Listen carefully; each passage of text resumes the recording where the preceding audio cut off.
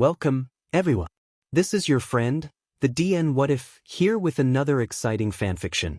Today, we're diving into the story of What If Nedzu Adopted Izuku at age 8? If you enjoy this video, don't forget to hit that like button and subscribe for more fanfiction content just like this. Now, let's get started with the fanfic. Izuku has a past that some would call unsavory. Abandoned at the age of 4 due to quirklessness, taken in by a villain gang and only kept alive for his analysis skills, he was definitely in a bad position. At the age of 5, he became an assassin due to his analysis abilities and the fact that no one would look at some kid and think that they were a murderer. Over the past 3 years, he's killed 36 various pro heroes, one each month. He really didn't like doing it, pleading that they would turn and find him, but they never did. He shakes the thoughts out of his mind as he focuses on his mark. A promising upcoming hero. A student at Udata High who had gotten first place in the sports festival when they participated. Maybe if he was in a different life, he would have been dreaming of going to the hero school. But as it stands, he is an assassin for a group of people who would never allow him such dreams. He wasn't allowed to dream of being saved, he wasn't allowed to dream of being a hero, he wasn't allowed to dream. He moves his gun to kill when something wraps around him. He turns to see the infamous Eraserhead. He nods, eyebrows raising. "Are you here to save me?" he asks, the thoughts that had just been going through his head coming out accidentally. "Save you?" Oh shit, he needs to make it seem like he's not desperate. He figures out a way to make it work. "I'm a child. I'm also forced to kill people by a group of villains." That sounds like someone a hero would save. Izuku deadpants. "You don't want to be taken away?" The hero seems confused, as if he expected Izuku to want to live with villains. "I mean, it's preferable. I doubt I'll be abused if I go with a hero, though there are some heroes that I think would prove that wrong. Like Endeavor, whatever happened to make sweet Todoroki Ray pour boiling water on their son? I think it was a mental breakdown from abuse, personally. Their eldest son also disappeared, and I think he may be a villain I've seen a few times that has a lot of burn scars." The boy shrugs. "This is all speculation, of course. I could never get actual proof. But if, say, a hero that can help take him down talks to Mrs. Todoroki, I'm sure guilt or fear for her children will help put him behind bars. Though, it would be best to wait until the eldest child that's still there is old enough to take custody." Izuku tilts his head with a small smirk and Eraserhead blinks at the analysis skills of an 8-year-old. "I think I know someone who would like to meet you," the man tells him. That's how Izuku gets introduced to Nedzu. The animal looks at the child in front of him with curiosity. Aizawa just said, "This kid is good at analysis but got picked up by villains," before leaving the boy.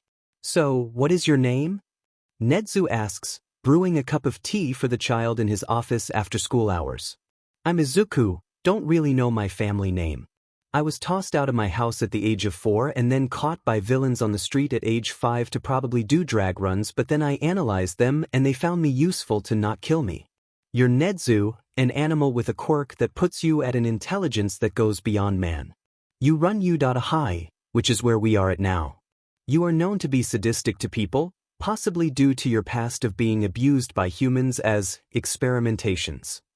You never give up on a student and do the best you can to give them the tools they will need to become great heroes. You also know how to make a mean cup of tea." The child looks at him as if he's looking for more information to be added. "Do you have an analysis quirk?" The creature asks after a moment. "I'm quirkless. I just know a lot about heroes and analyze to the best of my abilities. Like, Eraserhead said that he wanted to introduce us after I told him I wanted to be saved and explain my reasoning behind why, along with a hint that he should look into a certain hero's family life because I seriously think Endeavor is abusive."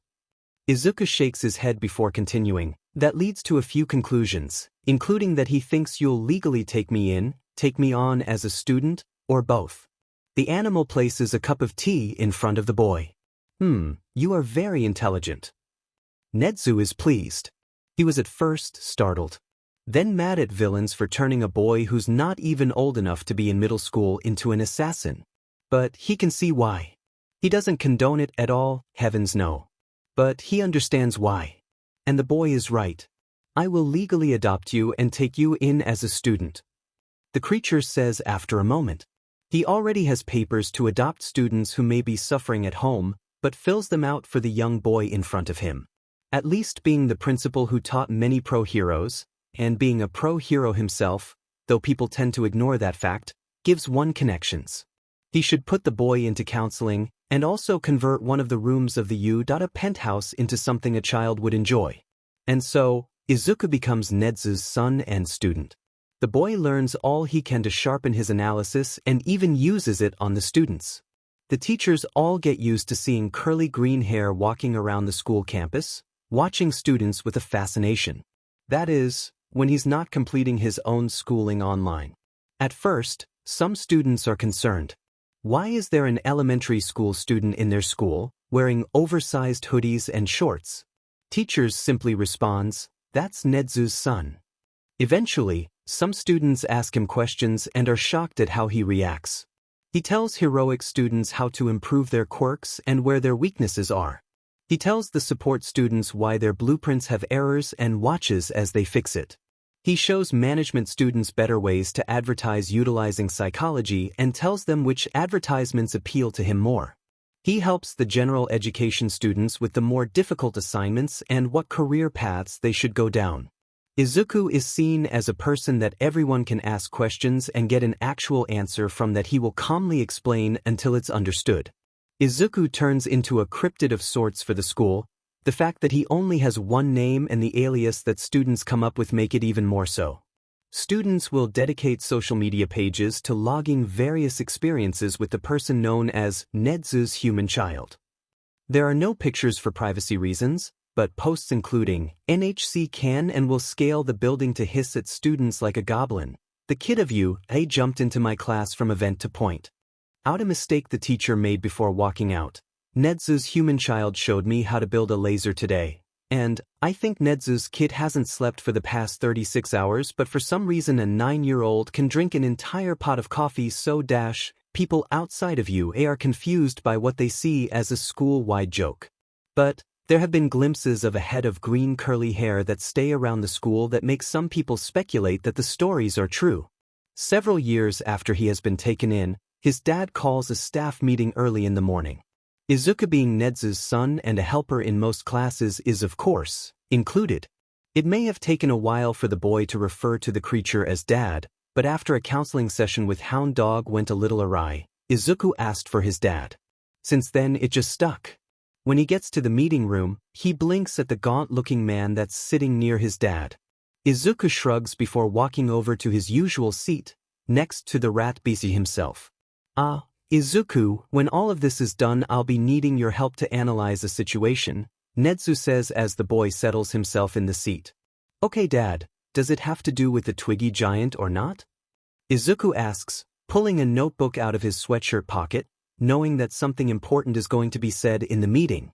The gaunt man sputters and coughs, blood coming out. Izuku frowns, that's not healthy. Missing part of your respiratory system. The man blinks at him before nodding slightly, yes. Along with my stomach. Izuku writes that down, referring to the man as Twiggy Giant in his notes. So I'm guessing limited food intake to things that are easily digestible by the gut since there's no stomach acid, applesauce, or some smoothies. Probably the best bet is to keep supplies stocked in Recovery Girl's office that include IV bags that have nutrients you can't get from the food limitations. Izu starts to mutter and Nedzu nods.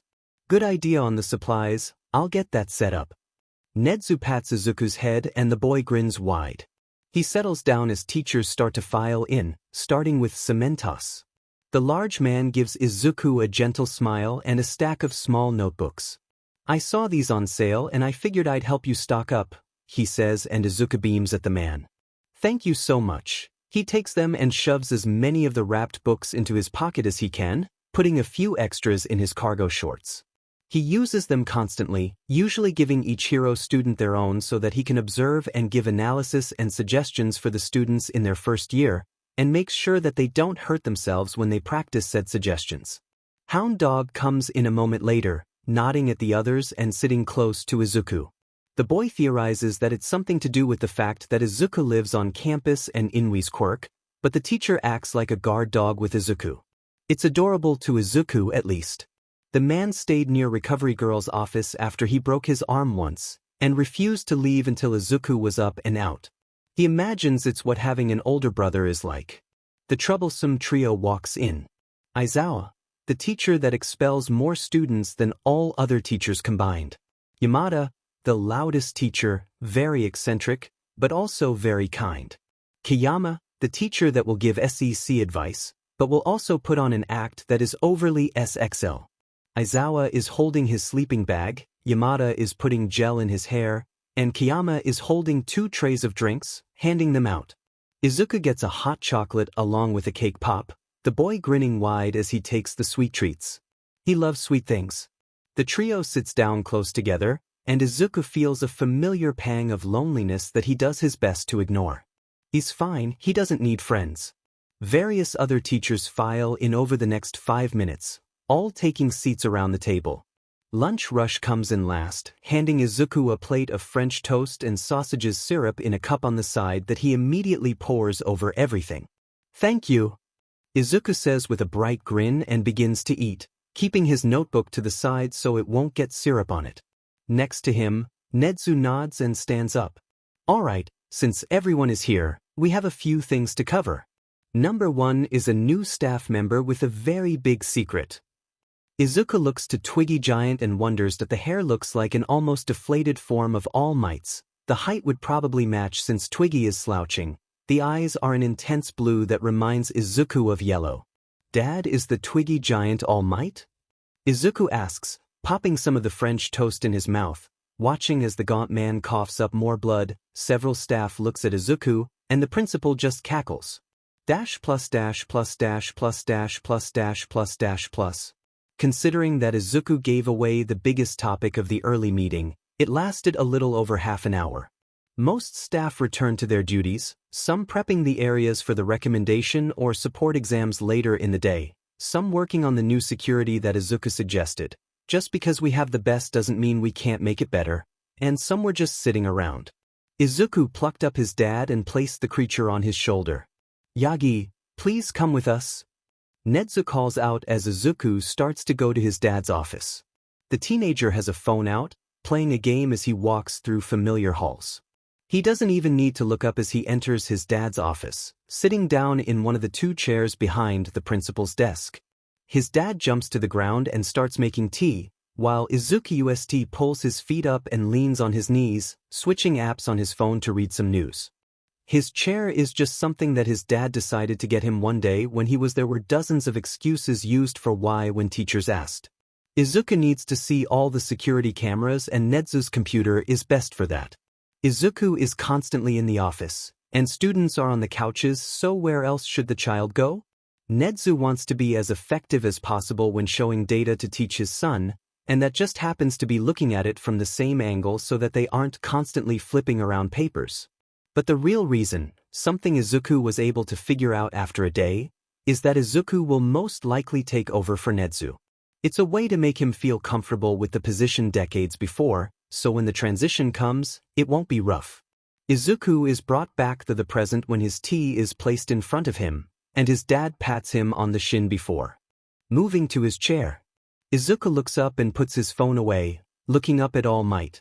"Now, I know that you don't want many people knowing about the full nature of your quirk, however having Izuku know about it will be most beneficial, since he has a knack for finding solutions." Nedzu starts, taking a sip of his tea at the same time as Izuku. Yagi will refuse it, but all know that with that one motion, the man felt true, unadulterated fear.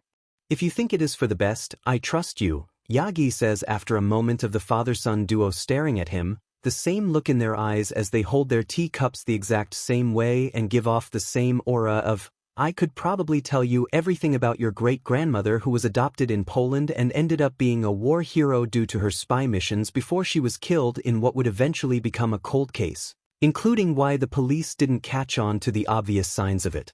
Being her past lover with whom she had a secret affair before she ended it to properly raise her children."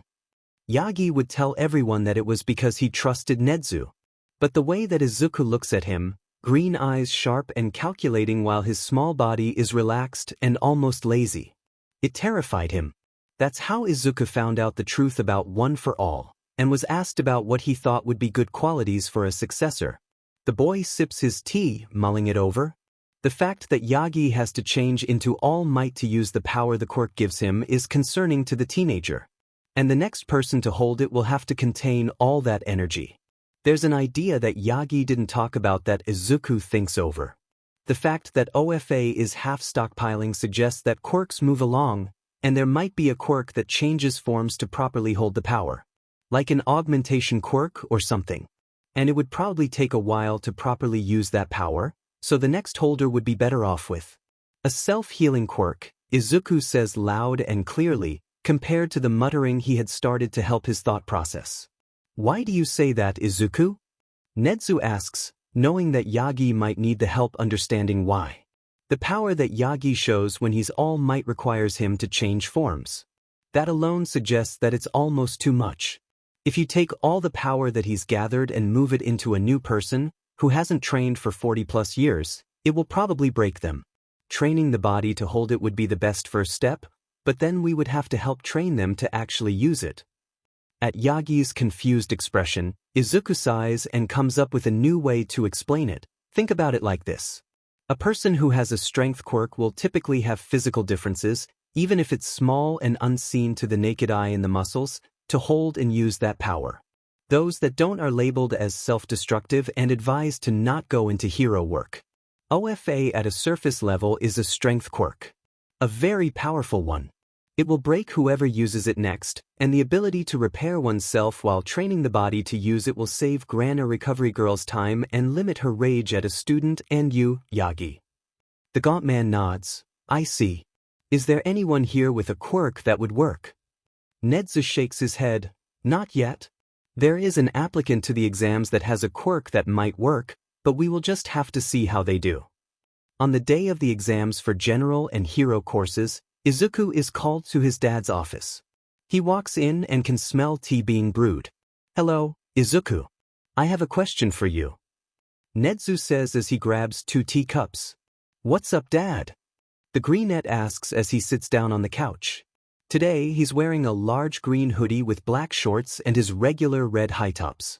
I was thinking you should become a teacher for the upcoming school year. His adoptive father says as tea is poured. Izuku blinks at that. He has the qualifications, sure. Being the son of the smartest pro hero, even if not biological, leads to things like online college classes. He has a master's in secondary education, per his dad's request, along with PhDs in Quirk science and Quirk development. He should have realized that once he got the master's his father would ask him to teach. Hell, he's even technically a hero, licensed and all. Nedzu sets the tea down, adding in the 2 cubes of sugar he knows his son will ask for as the boy says, Okay, what class will I be teaching? Class 1A. Today is the entrance exam. I want you to observe and select students for your class. The recommendation students have already been assigned, but I interviewed the ones that will be joining you.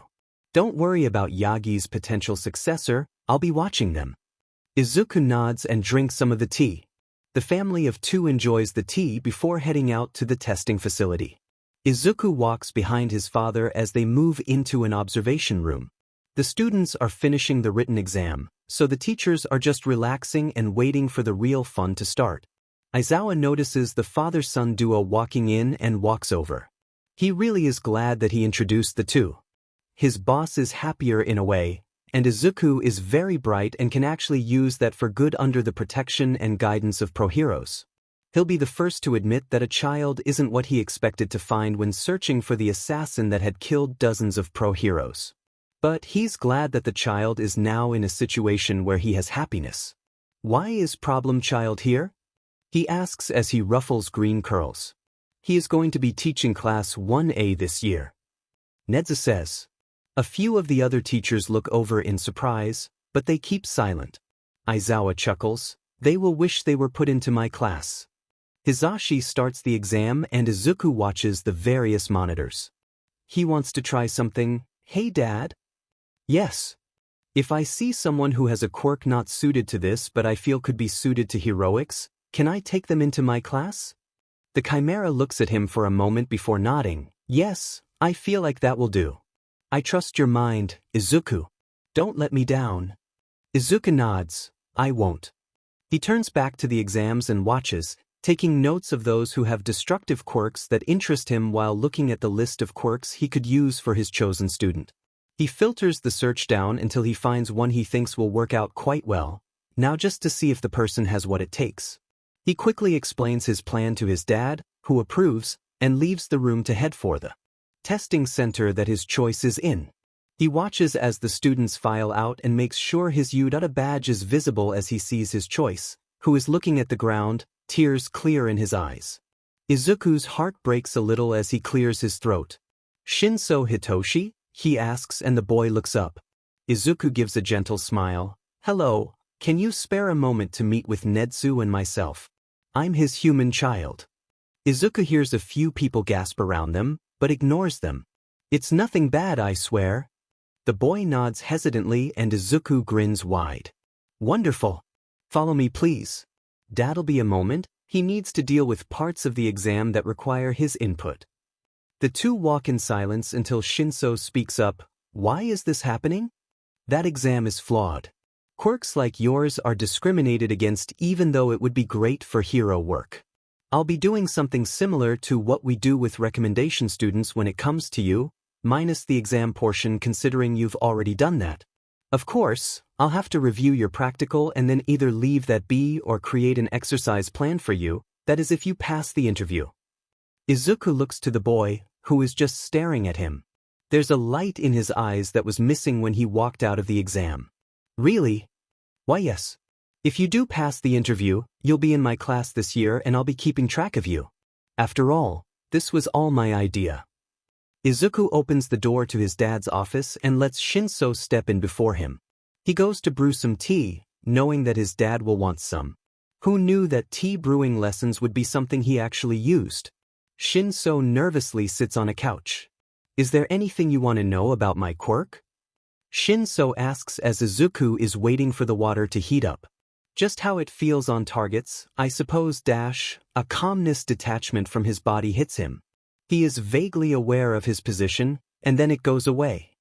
He blinks at the boy in front of him for a moment before a wild grin spreads across his face. Oh, that is just lovely, perfect for panic acts, could do wonders for people who are on the brink of suicide as well. We'll have to train it, see if you can go past the limits that are on your quirk registry, especially before the sports festival. Such a wonderful quirk, perfect for underground hero work. Aizawa is going to love you. Izuku quickly turns back to the tea and finishes 3 cups as his dad walks in. Ah, so you are the student Izuku picked out. Am I a dog, a mouse or a bear? That does not matter, I am the principal of UA, and a very proud father. Izuku blushes and nods to his dad, immediately settling into a mindset that has been nurtured over years of being under Nedzu's wing. This is Shinso Hitoshi, quirk brainwashing. Its effects are very calming but take away awareness to a degree. Verbal activation I think after questions but most likely can be trained, due to the nature of mental quirks. From files, it can be removed if the target reaches a certain pain threshold, but from experience it can also be removed by the user's own will. Support gear would have to include something that would increase volume using acoustics, since amplification via speakers would negate most voice-activated quirks. It would be best for him to be an underground hero that goes into fights, but having him learn the basics of reconnaissance would be advantageous. Having him follow the underground hero course, along with some classes on how to get a verbal reaction from enemies, is the best course of action. He finishes with a sip of tea, looking to Shinso after a moment of silence. The purple-haired teen is staring at him, a slight blush on his cheeks, mouth open, and a single tear running down his face. All right, I shall conduct this interview, since Izuku has a bias. However, he will be staying to learn exactly what to do, Nedzu explains as he grabs a clipboard from his desk. He settles on the couch across from Shinso with his cup of tea, taking a sip and humming in approval. Izuku settles in his chair behind the desk to stay out of the way, taking out his own clipboard for notes on how his dad conducts the interviews. Next year, he'll probably participate in them to some extent, either doing what his dad does most years and trying to figure out how to handle the students, or actually conducting interviews. The latter is unlikely, since it's usually the homeroom teachers for the classes that conduct the interviews to see if the students are suited for them or the other teacher more, and Uday has students keep the same homeroom teacher each year. The interview starts with Nedzu asking why Shinso wants to be a hero. A very telling question. The boy takes a moment to think, sipping on the tea before saying, "I want to help the people like me, who are thrown aside by." He glances at Izuku for a second before looking into his tea. "Almost everyone for things that they can't control. I want to protect those that society has deemed as unimportant because of their quirk, or lack of a quirk, or sexuality, or skin color, or anything." Izuku feels his face smiling. He may have selected Shinso based on the quirk the boy possesses, but it's clear that the boy has a heroic drive. Nedzu hums, and Izuku can tell from the look in his little beady black eyes that the animal principal approves. Instead of sticking to typical questions, Nedzu changes it up, as one does when one is Nedzu, and asks, "Who is your favorite hero?" Shinso blinks but answers without hesitating, "Eraserhead." Nedzu's and Izuku's heads tilt at the same time in the same way as the principal asks, "How do you know of him? He is media enemy number 1 after all." Izuku muffles his chuckles and files the phrase away, knowing that he'll just have to get a large coffee cup with that on it, large enough that he'll use it no matter what it says. "Oh, well, I didn't exactly have the best childhood. My mother abused me when my quirk first manifested. But one night when I was 6 or so, I had run out after she had put a muzzle on me because of my quirk. It had these spikes that would dig into my jaw if I opened my mouth even slightly." Shinso runs his fingers against very faint circular scars on his jaw as he continues, "Eraserhead found me. He saved me from that home and helped me get into one of the better orphanages." Shinso looks down as Nedzu hums. Izuku finds himself looking down at his lap, trying to push certain images out of his head. The things that happened for the first year he was with villains before. They made him kill. What would happen in the month gaps between his assassinations? His body being cut up, being held up by chains. Men with 2 big hands on his too small body. The boy finds himself shaken out of his memories by Nedzu speaking. He quickly takes a sip of tea, trying to calm himself down as he listens to the answer to a question he doesn't know. "Well, I don't hate it, it's better than living with my mother. But I mean, orphanages aren't supposed to be long-term places. I've been there for a little too long if I'm honest. I know it's probably quirk discrimination, which is another reason I want to be a hero. Helping those orphanages with funding. I might not be able to do too much as an underground hero, because being honest, that's the only way I'll make it past my first year out of school, but I would make enough to donate to the orphanages that are good." Nedzu hums, "Izuku?" The greenet clears his throat. "Yeah? If a student is in institutional care and is admitted to U.A, what happens?" Izuku straightens up as he recites words he had memorized years ago. If a student is under the care of the government, upon admission or event, that student is to become a ward of U.A, under the legal guardianship of the principal and one selected teacher, typically the homeroom teacher. If the homeroom teacher is unavailable to do so, it will be another teacher selected by the principal. They will live on U.A grounds, in the same apartment as the principal and any other wards. On breaks they will have the option to go with the other teacher guardian. Izuku slouches back down and shifts to sit sideways in his chair. So basically, if Shinso were to be admitted, he would live in the same space as us, and knowing you, his other teacher guardian would be Aizawa, hero name Eraserhead. Shinso sharply looks up at Izuku before looking to Nedzu and back to Izuku before his gaze settles on Nedzu. The mammalian principal just chuckles. "Excellent work, Izuku. I'm proud of you." Izuku flushes and shifts his shoulders so the hood on his hoodie can hide his face somewhat. The chimera creature turns to Shinso. "Well, I feel like we've heard enough." Shinso freezes up slightly and Nedzu grins. "Now, if you were any other student, we would make you wait. However, since you will most likely need extra training and since you are Izuku's newest pet project to battle discrimination, the wait would most likely cause issues for my son. So, Shinso Hitoshi, you have been accepted to U.A High School. This is your hero academia." On the first day of classes, Izuku enters his classroom with his dad on his shoulder, supporting him with one hand while looking over the roster for his students at the same time. He has notes on the roster: Quirk, Points for those who took the general admissions exam, little things he noted in the recordings of the recommendation students' interviews.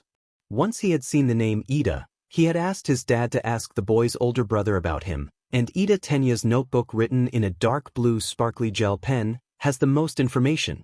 Well, other than Shinso. But that's to be expected when Izuku helps a student train a quirk they've refused to use for a decade. The class quiets down once they see the principal, and Izuku stops at the podium, putting the papers down and looking up. From his shoulder his dad grinned wide. "Hello, Class 1A. Am I a bear, mouse, or dog? It does not matter because I am your principal. Now, I'll be making this quick so that you can all start class. This year, your homeroom teacher is my own son, Izuku." Izuku waves as his dad continues, "If you have any issues with this, please bring them up to me. But do not fear for Izuku not having the qualifications.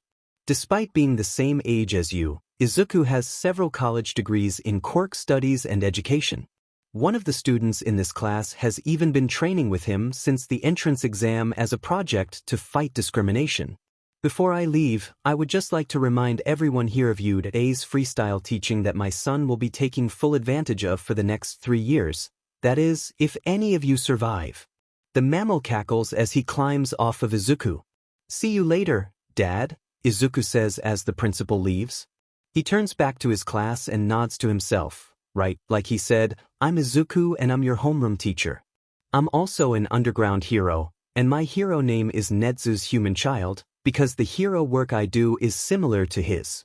And before anyone questions it, Izuku looks at Ida for a second before sweeping his gaze across the class. "The Hero Commission made a special case for me since villains found me on the streets and made me kill 36 heroes starting when I was 5 and ending when I was 8 and adopted by Nedzu. Now that that's out of the way, Izuku pulls out a box of gym uniforms he had placed in the classroom before, put these on and head to the PE pit outside. If you're not there in 5 minutes, you're expelled." Izuku leaves the classroom and sees Aizawa doing the same. They nod to each other and walk down to the PE pit themselves. Once there, they make sure that the testing robots are all in place, on and synced to Aizawa's phone. Izuku makes sure that he has enough notebooks and the pens he is going to use for both classes in his cargo shorts and hoodie. Eventually, all 40 students are gathered. Aizawa glares at them, his quirk activating and making him look downright terrifying, silencing all talk. For those in Class 1A, I'm Aizawa Shoyuda, homeroom teacher of Class 1B.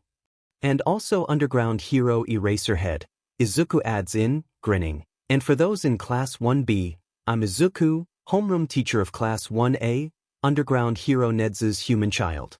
Though you won't find much with either of our hero names unless you hack police records or the hero commissions. Underground heroes need privacy, after all. Aizawa continues, "Today, we will be testing your quirks.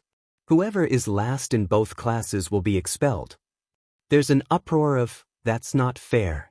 What about orientation?" And Izuku laughs. "Life isn't fair, folks. Class 1A has already heard this, but villains don't care about what's fair. If they did, they wouldn't have picked up a kid off the streets and made him kill dozens of heroes before he could even enter middle school, but here I am." Everyone silences at that as Izuku continues, "The world doesn't care about what's fair. Disasters happen.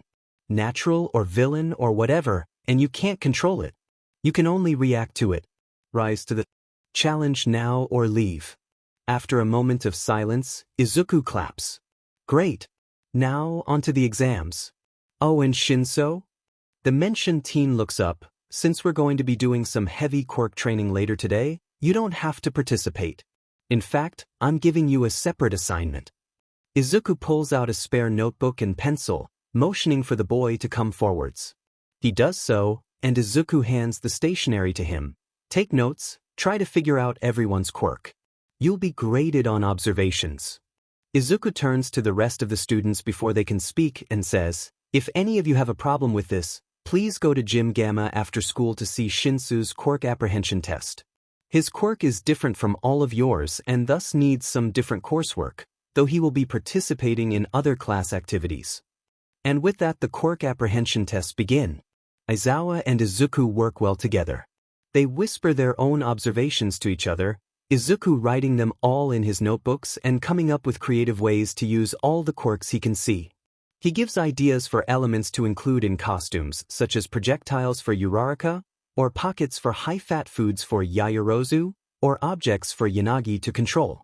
One thing that concerns Izuku, and brings up the theory of a certain hero being abusive, is that Todoroki is refusing to use his fire. On the academic exams, he got a 100%. The teenager is smart. He knows he could perform better if he used his fire in certain things. But he's solely using his ice. Izuku needs to figure out how to help his student get out of that home. By now an older sibling, who isn't a villain, must be old enough for custody. And if there is abuse happening, then Izuku knows that his dad will help with the legal side and hire the best lawyers who would be able to remove almost all of Endeavor's assets and have them be put into his children's legal ownership. The next paragraph includes details of GRPNG that may make people feel uncomfortable. Feel free to skip, it's Minetta being a trash person. The paragraph after is not detailed. The one student that Izuku is having issues with is Minetta. He can see how all of the female students are reacting to him, how he keeps on trying to get closer. Izuku wants to punt the short teenager to the moon when he sees the pervert's hands straying as he grabs onto the rear of Yaoyorozu, who freezes at the touch. Izuku sees red when the boy falls into Kodai's chest as she's doing sit-ups and Minetta's hands grope her beak. He can see Shinso looking at Minetta and then him. Izuku makes sure to catch Shinso's eye and mouths. He's going to be gone later. When the tests are finished, and Aizawa shows the scores for both of the classes, Izuku speaks up. Now, this was meant to be a logical ruse for my class. However, Shinso and I have both noticed the extremely inappropriate behavior towards the female members of both classes conducted by Minetta. We do not condone such actions at this school. Heroes are meant to protect people, not sexually assault them.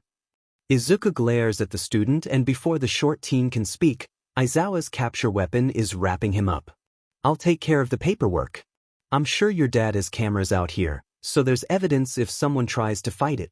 Oh, and for my class it was a logical ruse. 1B is dismissed. The tired man nods and starts to walk away, a squirming Minetta in his scarf. Thank you, Aizawa, Izuku says to the back of the underground hero. I hope those of you who want to see why Shinso didn't participate come to Gym Gamma. We need volunteers for helping with his training. Class dismissed. Todoroki, stay back for a moment please. Most of the students leave, other than the son of the number 2 hero. Izuku has had his suspicions for years. Since before Aizawa found him about to kill a student. And now, he can get evidence and help. It's just a matter of approaching this situation. He thinks for a moment and decides to just get it out. Being straightforward can be helpful in this scenario, he decides. Todoroki, I have had my suspicions about how Endeavor treats his family for years after hearing someone who you probably think is dead rant in a bar. Based on what I have seen today, I believe that he was correct. The point I'm trying to get across is that if your father is abusing you, then we can help. We have funds to help, and the best lawyers in the country would always go for Nedzu over Endeavor. Todoroki looks at him, his face blank, but his eyes wide with a hint of shock. The teenager thinks for a moment and says, if there is something happening and he's holding the treatment of my mother over my head, would you be able to help with that? So it's like that. Todoroki Rei is in a hospital, correct? Todoroki nods and Izuku thinks, yes, I believe we would be able to do that. If you need some time to think this over, that's okay. And if you want out help, just say so in class or call the school. Nedzu's the one who answers the phone most of the time, and he's aware of everything.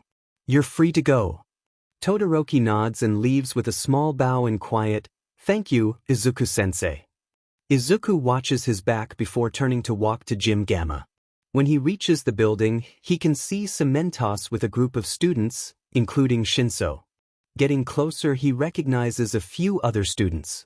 Bakugos, Ida, Uraraka, Azui, Tokage and Minoma are all in their uniforms, their bags either on their bodies or next to their feet.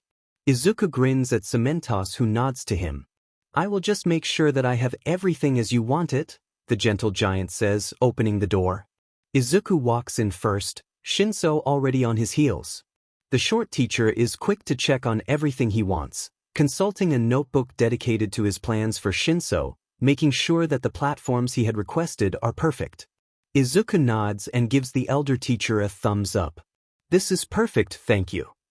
The blocky man nods and leaves. Izuku grins and turns to the small crowd of students. Alright, who here is okay with Shinso using his quirk on you? And no, I will not tell you what it is, just know that it is safe. We're planning this based on how his actual work will go. As an underground hero, no one will know his quirk until it's been used on them or around them. All of the students raise their hands except for Bakugos. Izuku nods and starts to direct them where to stand, between certain platforms and telling them to move from one place to another. He then turns to Shinso and gives him the objective of this exercise. You're going to start there, he points to the highest platform, which has a staircase spiraling up it, and practice jumping down buildings, and using your quirk on multiple people as you do so. Once you have everyone, you'll get them to group together and try and get them to talk. Shinso nods and starts to climb up the stairs, Izuku and Bakugos on the sidelines. Izuku curiously looks to the explosive blonde before shrugging his shoulders and paying attention to his student. Now that he thinks about it, there's something mildly familiar about the teen next to him. Perhaps he had seen the boy on the streets when he was forced to work for villains? Or maybe when he was hacking schools, one of them was Bakugos. The blonde himself seems to be debating something, if the conflicted expression Izuku can see from the corner of his eye means anything. Before he can ask what's going on, Bakugos speaks up. When did you in class you said you were picked up off the streets? When? Izuku shrugs. I think 4? But they didn't make me kill anyone for about a year. Bakugos nods, mostly to himself. You remind me of a friend I had who disappeared when we were really young.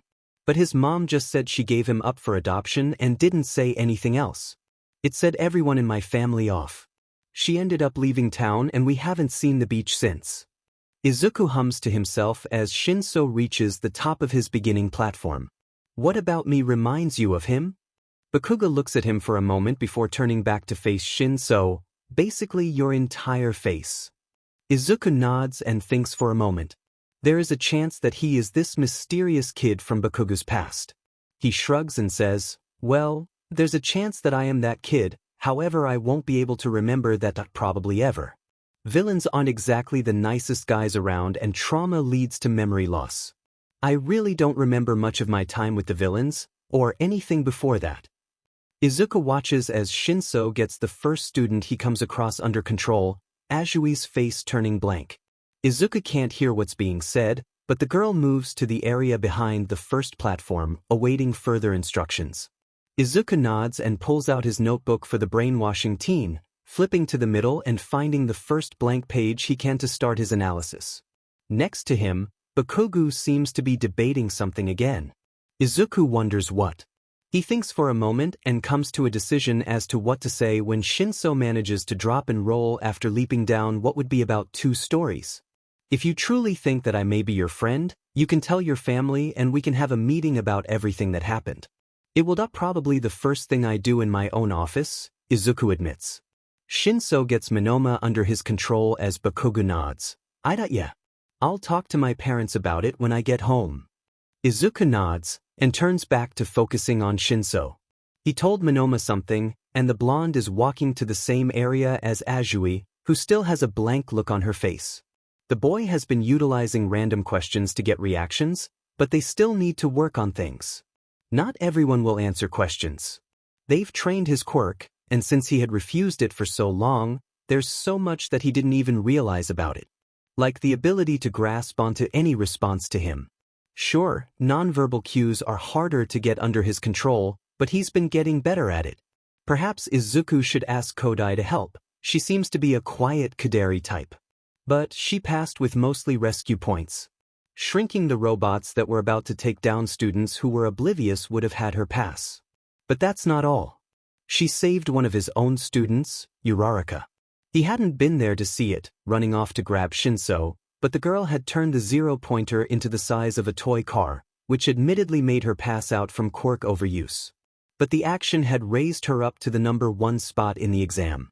Shinso, on the other hand, had gotten a few rescue points for grabbing a few students who were in the way of being run over, but it hadn't been enough. He was physically weak. He still is, only a few weeks into training, but he's better. There's progress, and that's all that matters. The thing that has had the most progress is his quirk. If a person is open to his brainwashing, they can be taken under control if they talk to him now, which is a big step.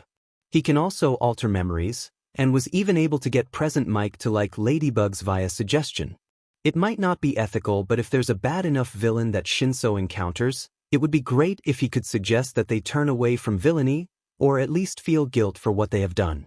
Uraraka, Ida, and Tokage are all grouped together, and Shinso clearly has to focus as he gets them all under his control with one question. They're close enough now that Izuku can hear Shinso tell them, "Go stand behind the platform I started at and stay there until further instructions." Shinso finishes the parkour course after a few minutes, and the two spectators follow him to where all the students are gathered. Shinso takes a deep breath, and Izuku feels a need to encourage his student. He walks over, placing a hand on the taller teen's shoulder, and tells him, "You can do this. You were able to get Aizawa and Yamada to answer questions at the same time, and I'm just asking for them to talk." Shinso catches onto what Izuku is saying, and nods before instructing those under his quirk. Say, "Izuku-sensei doesn't need to drink 2 pots of coffee every morning." Izuku sighs as the students do exactly that, in unison, and then are let go of Shinso's quirk. "Shinso, I've been drinking coffee since I do need 2 pots every morning just to put up with Yamada and Keima." "And that's why you're short," Shinso banters, rocking on his feet. Izuku can see the nervous glances he's giving the other students, and Izuku sighs, walking in front of his protege. What you just experienced was Shinso's quirk. As you can see, it would have been at a disadvantage in the general admissions exam. Tokage, they were fighting massive killer robots, just so you understand. He looks at the recommendation student who nods. Izuku lets his eyes wander over all the students in front of him as he speaks. If you have an issue with Shinso's quirk, keep it to yourself or be faced with punishment for discrimination. Since teenage years are a time of change, we have a 3-strike system for expulsion, but each strike has punishments that increase based on the case. For example, if Uraraka were to call Shinso a villain, the girl looks alarmed and Izuku quickly adds in, which I'm sure she won't do because she has proven to not be a bully. Her eyebrows raise and a soft smile dawns her face. She would have to write a letter on the first strike, be moved to Class 1B on the second strike, and be expelled on the third. If she were to assault him, once more I doubt she would be moved to Gen Ed on the first strike, be suspended on the second based on any injuries, and expelled on the third. Since all of you passed the same academic exam, I'm sure you can imagine any number of combinations based on what would happen. Shinso is a hero student. He was interviewed by Nedzu, and has been training under me since the entrance exams. We will not tolerate him feeling unsafe in this school. All students present nod, and Izuku smiles. Great, now we're going to take a little break and then we'll have Shinso do one more exercise. Feel free to ask him any questions, you have 15 minutes. The second day of school has Izuku on his laptop in the classroom for Class 1A before class even starts, the teenager typing and muttering away. Shinso is the only one of the students not confused or curious to some degree. He woke up to the slightly younger teacher in their shared living space, drinking coffee from the pot, again, and typing away about an hour ago, and in his time of living in the same space, since the weekend after the entrance exam, he's seen this mode before. Someone needs Izuku's help to catch a villain of some sort. From the mutterings, people are trying to guess, and the purple net can't help but chuckle at every new theory. They think that he's playing a game, or typing an essay, or writing fanfiction. One student, Kaminari he thinks, turns to Shinso. "Hey, you're like his personal student. Do you know what's happening?" Shinso nods, a little sad that now all the fun of his classmates' theories will end. He's doing hero work. Has been for at least an hour, but when I woke up he was halfway finished with a pot of coffee, and I think there were about 2 or 3 freshly tossed filters in the kitchen, so I'm guessing he probably got the assignment last night and hasn't slept yet. A few students turn to him at that, and the girl that had come to help out yesterday, Uraraka, asks, "When you woke up?" Shinso nods. Yeah. If you're in an orphanage or something and get accepted into, you live in Nedzu's apartment and Izuku-sensei is his son, so I have to deal with chaotic energy about 24 seriously. Nedzu drinks so much tea, and Izuku-sensei acts like coffee is water. I mean, I like my coffee, but he takes it to a new extreme. Even Aizawa-sensei says so. A few students laugh, and one starts to lecture him but is cut off by the sound of a laptop shutting, bones cracking, and a familiar voice saying, "All right, now that that's done and we have approximately 1 minute until the first bell rings, I recommend everyone stop interrogating the purple boy and sit down." Also, if I were to write hero fanfiction, it would be about how Hawks is a furry because he denies it to the public, but I've seen that overgrown chicken's Tumblr. You think a hero would have better phone security. The bell rings and Izuku moves his laptop and hops up to sit on the podium, kicking his legs back and forth. Alright, since we didn't really do introductions yesterday because I wanted to see everyone's quirks and actions, we'll cover that today. How we're going to do this is everyone is going to come up here, say your name, 3 fun facts, and answer 3 questions. Anyone can ask questions, including myself. Izuku looks down at a notebook in his lap for a second before looking up. "Coda, I can translate for you, so don't push yourself to speak, alright?" The quiet boy nods, singing, "Thank you," a few times. Izuku nods, pulls out 19 notebooks and looks up. "Right, I'll be first and then we'll go from there. My name is Izuku, my favorite food is katsudon. I've assisted in arresting 5,956 villains over the course of 4 years, and I have yet to step foot into my own office. Who has questions?" A few students seem to be hung up on the number of villains Izuku has helped take down, but Bakugos raises his hand. Izuku grins and nods at the blonde, who starts out loud to be heard over the murmurings. "What the F is in those notebooks you keep on writing in?" Izuku grins something sinister, causing many of the class to freeze. "Oh, I was wondering how long until someone in here would ask that." His grin lightens up a little as he says, "Over the past 6-ish years, I've been analyzing hero course students from cameras, vents, and in class. In the beginning, anyone who caught my eye would have a notebook written on how they could improve and ideas for how they should do hero work. Once Dad found one and read through it, he had an assignment of mine be to do it for every hero course student. If any hero course student lasts long enough for me to finish a notebook, it's given to them.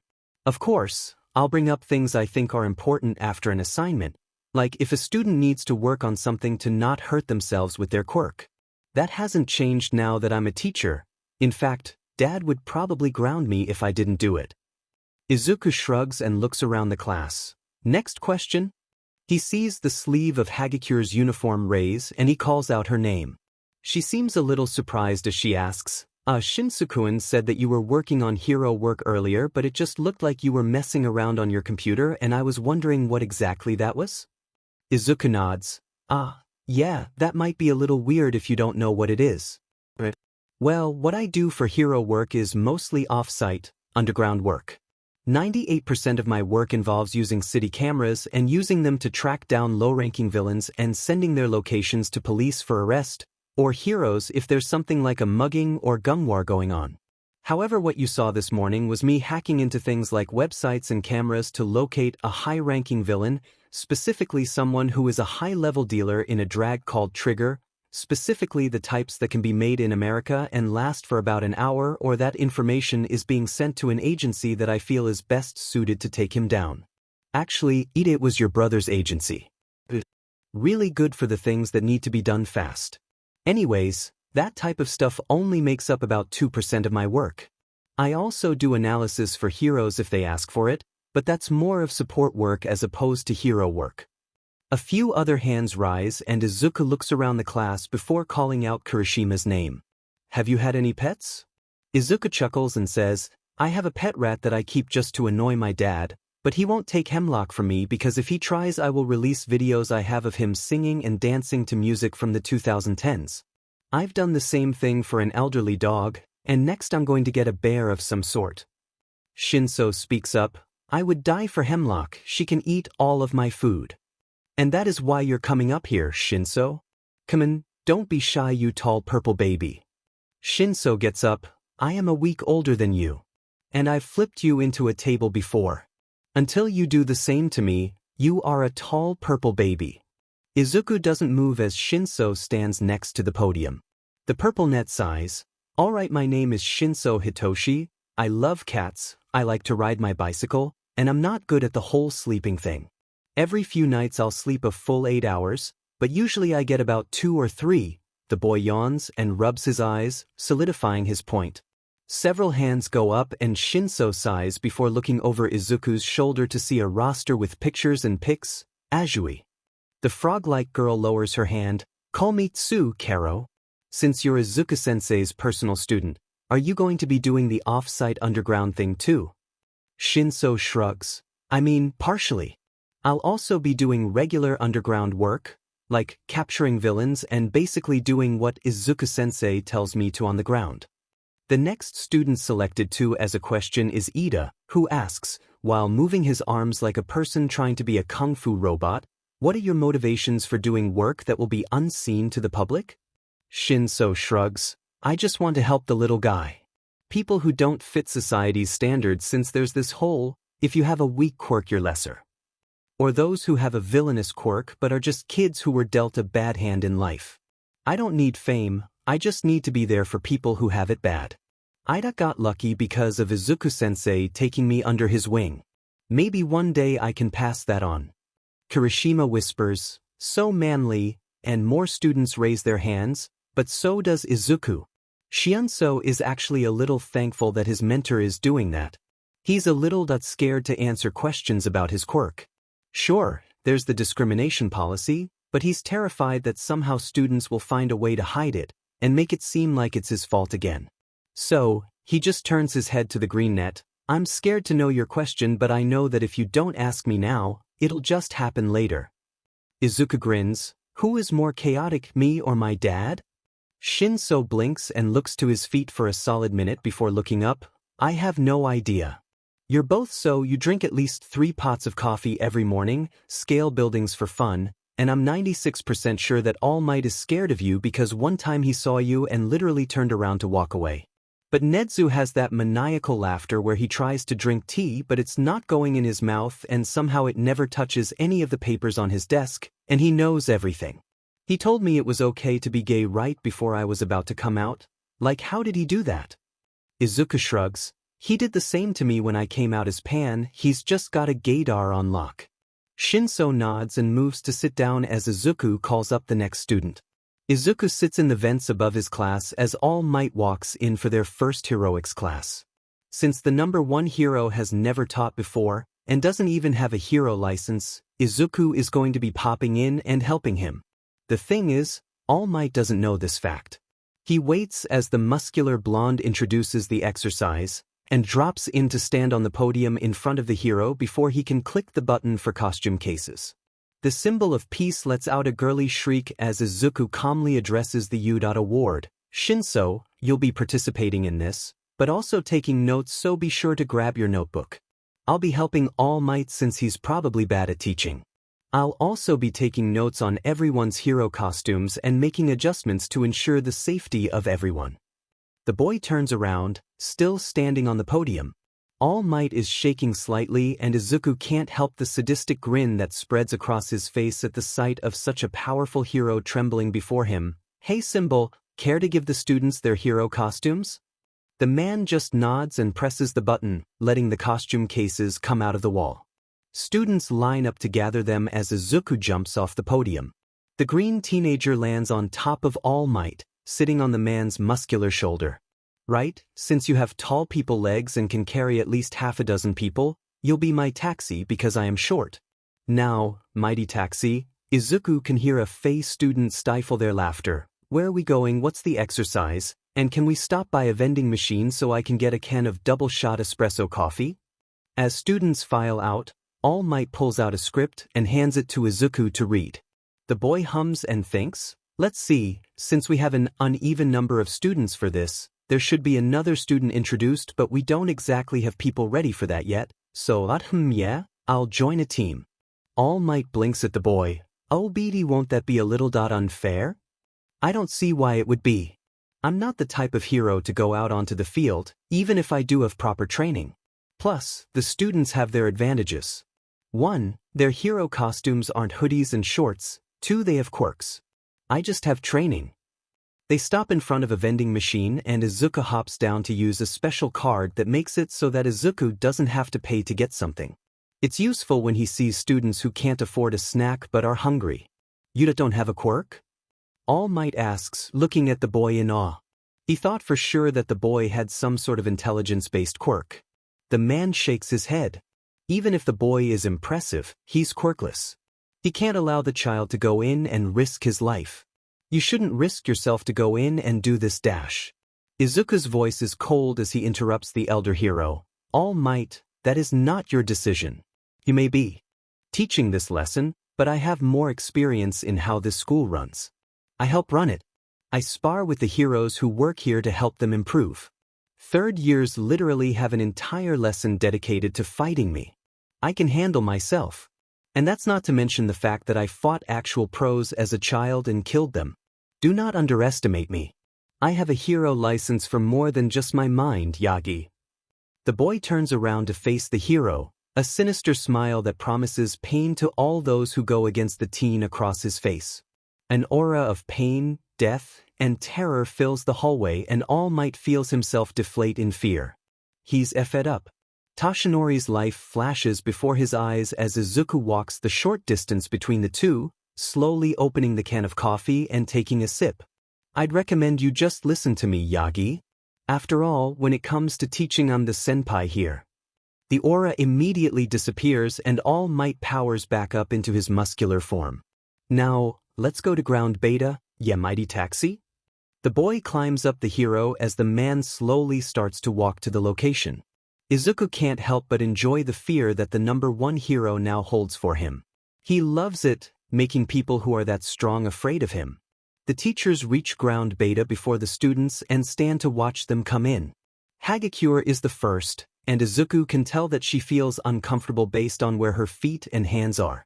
He frowns and can't help but wonder, Hagakure, did the support company just not leave you to be mostly naked? Yes, Izuku-sensei, the girl replies, her voice wavering. That just won't do. That okay, I'll get in contact with a group that will be able to make clothes that are invisible based on some of your DNA. They did the same for their year. Do you feel comfortable participating? The girl clasps her hands in front of her. Well, not really, but I can't tally handly it dash. Izuku shakes his head. Nonsense. Your comfort is important.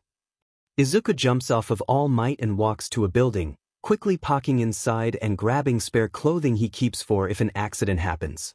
Unfortunately, it's only his clothes, but he likes to keep his hoodies big. He grabs the biggest one and walks over to the girl. This will have to do for now, but it should help. I'll contact the support company right after class. Instead of participating, you can go ahead and do Shinso's extra lesson too.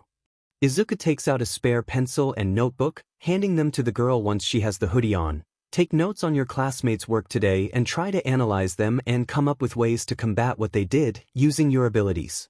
I'll grade it for you after class, all right? Yes, thank you, Izuku-sensei. Izuku nods and walks back to All Might. Well, looks like I won't be participating.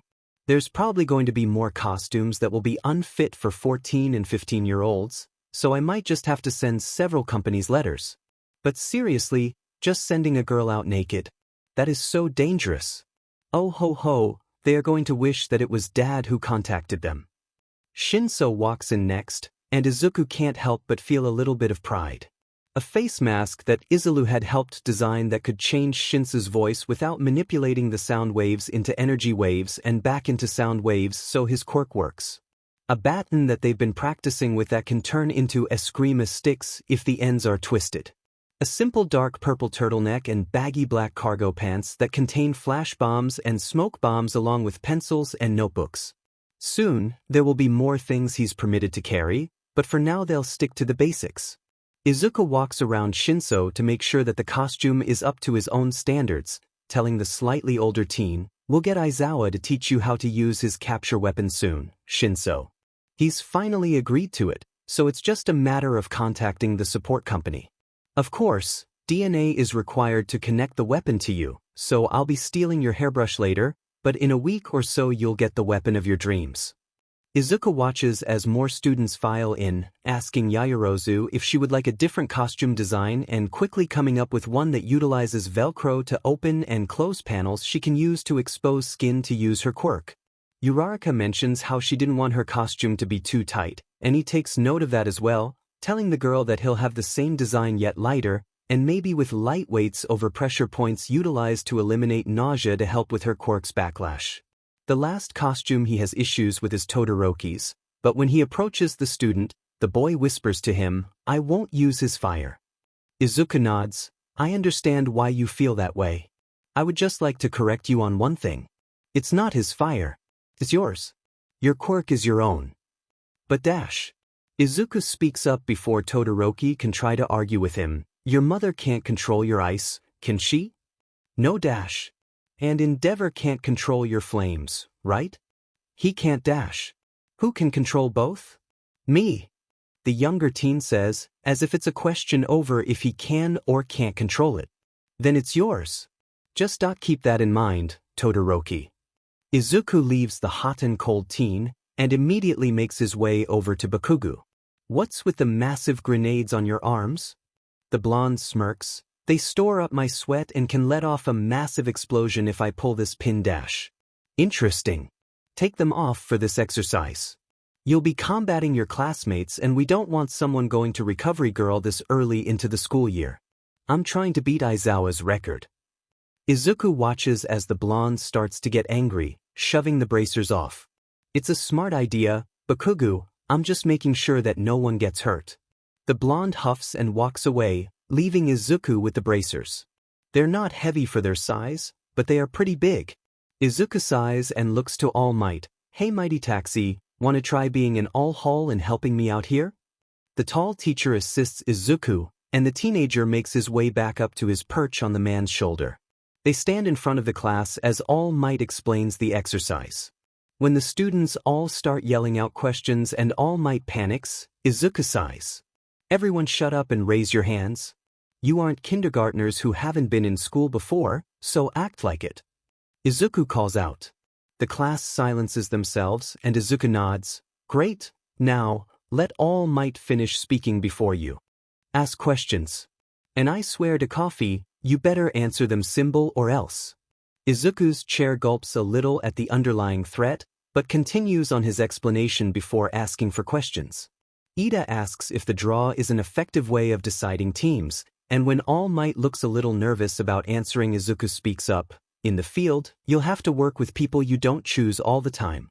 Even I have to work with people that I don't know much about when I'm working with the cameras in capturing villains. Take advantage over the fact that you'll be able to plan."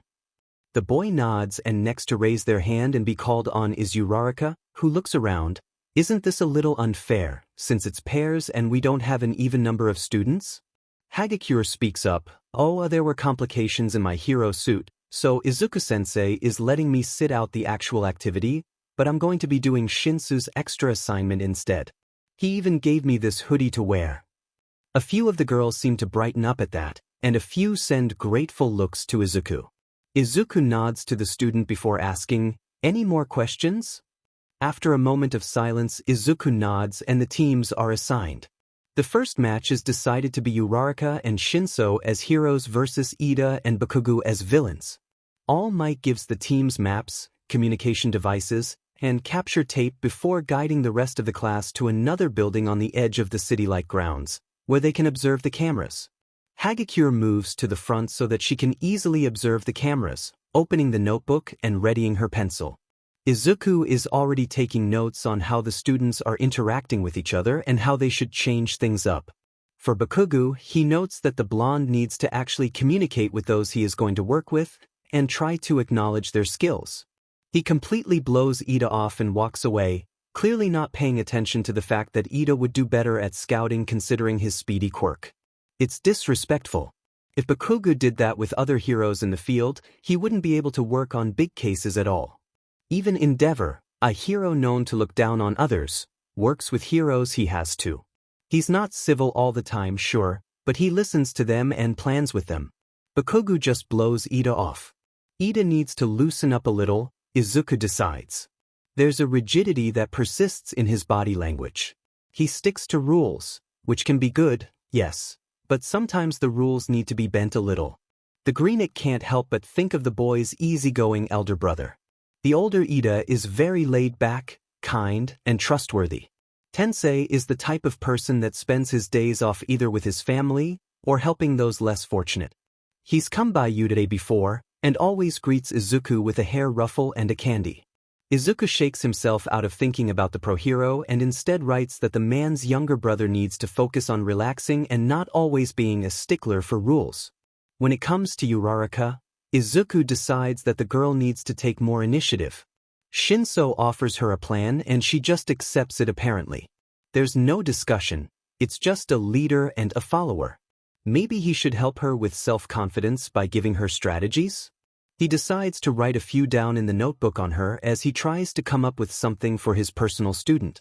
He writes about picking up things she can float, sneaking around so that she can use her quirk on others to confuse them and get an advantage, along with giving her advice to work on hand-to-hand combat, since her quirk requires her to get in close to a villain. Shinso is harder to take notes on, just because Izuku has been doing so for longer. But that doesn't mean he isn't inspired to write. No, this is a new situation for his student, new things to analyze, new notes to take, new weaknesses to improve on. Shinso seems a little hesitant to talk to Uraraka. But Izuku already knows that, and Shinso already knows that, so he doesn't make note of it. That's what happens with childhood bullying and trauma. He does, however, write that Shinso needs to work on actually activating his quirk as quickly as possible. The first encounter the heroes have with Bakugos shows the slight hesitation Shinso has in using his quirk.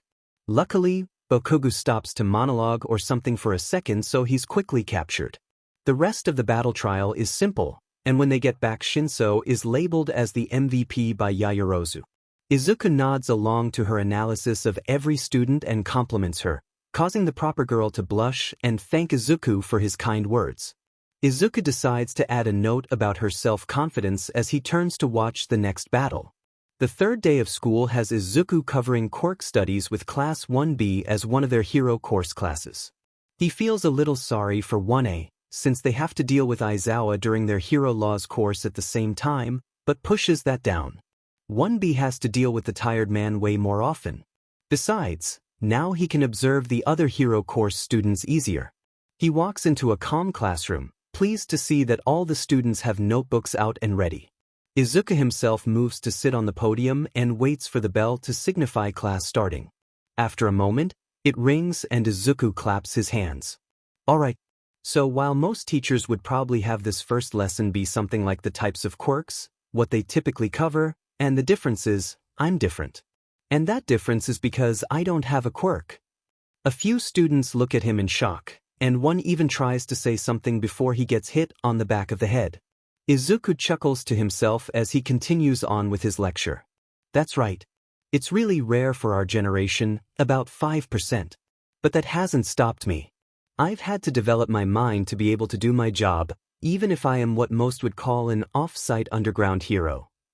But I have experience in the field, and can even take down people with very powerful quirks. Where's the proof? Someone calls out and Izuku thinks for a second before deciding that yes, he should instill some fear into these students. It's good for the heart. Tell me, does anyone know the fate of pro-hero Onigari? Izuku asks. Kendo raises her hand and the Greenit calls upon her to answer. Onigari was assassinated brutally by a villain that has yet to be captured. Izuku shrugged, mostly right. I was captured though and was forced to do that by a group of villains. Well, captured isn't really the right word. I don't exactly know the proper word for being brought in by Aizawa when I slipped up and asked if he was going to save me right before I killed one of his students. The classroom is silent for a moment before someone asks, "Wait, are you serious, Izuku-sensei?" Izuku nods, 100% serious. I even have pictures, I think. Hold on. Izuku pulls out his phone, connects it to the projector in the room via Bluetooth, and starts to scroll through his gallery. A large version of his phone's screen covers the whiteboard next to him as he scrolls down to find the pictures he had transferred to his phone, All selfies from when he had killed someone so that he could send it to superiors in the villain group so that they would know he did his job. He eventually finds the most recent of the 36 onigiri. He clicks on it, showing the origami hero's mutilated body and a child Izuku throwing up a peace sign. This was the last of my killings, but I had 35 more beforehand, all spanning over about 3 years, one each month, Izuku explains. Most of the class is horrified, either their face or body language giving it away. One student, he thinks it's Minoma, has grabbed a trash can and is puking into it. The only student who seems to be unfazed is Kodai. Interesting. Izuku shuts off his phone, making the picture disappear. And that is a lesson on rule number 1 class. Never underestimate your enemies. There are villains who have what some may call weak quirks or are like me and don't have a quirk at all. But that doesn't make them weak. The quirkless can take advantages that many others can't. And in this quirkless society, villains are more likely to have weak quirks or no quirk. Only a small percentage actually have powerful quirks, and those are the ones that the big shots usually take care of. But even if you are gunning for underground heroics or just being a rescue hero, you might encounter them. The class is still recovering from the shock of the image, and Izuku hums for a moment before looking to his student of interest. Kodai, your quirk lets you change the size of things, right? The girl nods once and Izuku grins. Great. Now, class, if I were to attack Kodai as a villain, I would do so in a way that doesn't utilize weapons. Pure hand-to-hand, straight for the neck to either kill her in one blow, or hit the pressure point that makes her pass out. Kendo. The ginger looks at him and he grins. Your quick lets you change the size of your hands, correct? She nods and Izuku hums. Let's see, for you it would be a simple bullet straight to the head. Izuku looks around the room before deciding on his last example. Rin, you can turn your skin into scales that can be used for offense and defense, right? The Chinese boy nods and Izuku has to think for a moment before he says, attack on the weak points using heavy projectiles from a slingshot until you hurt so much that you can't focus before moving in for a finishing blow. The class watches as Izuku stands up on the podium. The fact is that most people rely too much on their quirks. Heroes and villains. This class will eventually teach you how to look out for weaknesses in quirks, when people use quirks too much, and how to compensate for your own weaknesses. Koda, how would you combat me in the scenario I presented to you? The girl blinks. Fight you hand-to-hand or use something nearby to knock you out. Izuku nods and looks to his second victim. Kendo, how about you? The girl frowns for a moment before asking more than saying, bulletproof armor? Izuku nods. Yeah, that could work. Rin. The boy thinks for a moment. Take out the villain before they have the time to put me in too much pain. Izuku nods. Good thinking. And that's great advice in general. Take down villains as fast as you can. Minimize how much damage they do, but don't kill them. Most villains don't have useful information and work alone, but they can know rumors. And villains who work with a group can give information about the group that can help in an investigation. It may not always be facts, but in our lifetime there's a detective who has a quirk that helps with people telling the truth or not. He won't always be around, so we will have to cover how to tell if someone is lying via body language. But, for the time being, most villains who work with a group are eventually questioned by him. Izuku jumps up from his perch on the podium and grabs a hold of the vent on the ceiling. He pulls himself up, reaches in, and grabs a folder he had put there before class began. He lands on the podium, bending his knees, and tosses the folder to land on Kendo's desk. Please pass those out. There's one that is in English for Tsunatori, so be sure that one gets to her, he says to the ginger before addressing the entire class. What you are being given is your first assignment. There is a list of scenarios that include a villain with a weak quirk or is quirkless, and a hero. The villain is attacking the hero in certain ways, and you have to come up with ways for the hero to combat them. I'll be grading on practicality, however if you are creative, you will be able to gain extra credit. If you have any questions, feel free to come ask me. I expect this to be done by the end of class. However, if you are struggling and come talk to me about it, I will give you until tomorrow morning. That does not give you an excuse to goof off. I will only give extra time to those who actually need it. Understood? A chorus of agreement fills the room and Izuku nods. He moves to sit on the podium once more, taking out notebooks and quickly doing his analysis over the students who answered him. He takes out a fresh notebook and decides that he needs to observe Kodai to see if she really is what he needs for Shinso's training. All interactions so far have pointed to yes. Awaze approaches him and Izuku looks up, giving the boy a small smile. Yes, Awaze? The boy shifts on his feet. I don't exactly understand what this villain is trying to do. Can you explain it to me? He asks, showing the paper and pointing to the third scenario. A villain who is quirkless is using pepper spray with a dispenser that aerosolizes the substance against a hero who has a quirk similar to hound dogs. Izuku nods. The villain in that scenario is using the fact that the hero has a quirk that makes their sense of smell heightened. Pepper spray in general hurts like nobody's business, but having it aerosolized makes it so that it stays in the air and is breathed in, which would cause severe difficulties for a hero who has a quirk that has heightened sense of smell, because it burns like a fire but worse. The boy's eyes fill with an understanding as he quickly thanks Izuku and gets back to his seat. Izuku continues on writing notes, answering the occasional question from a student.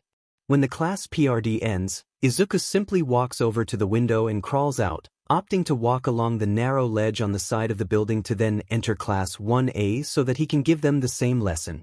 He enters the classroom through the window easily, humming to himself as he moves to sit on the podium. He thinks for a second and decides to take the short break between classes to curl up and rest his eyes.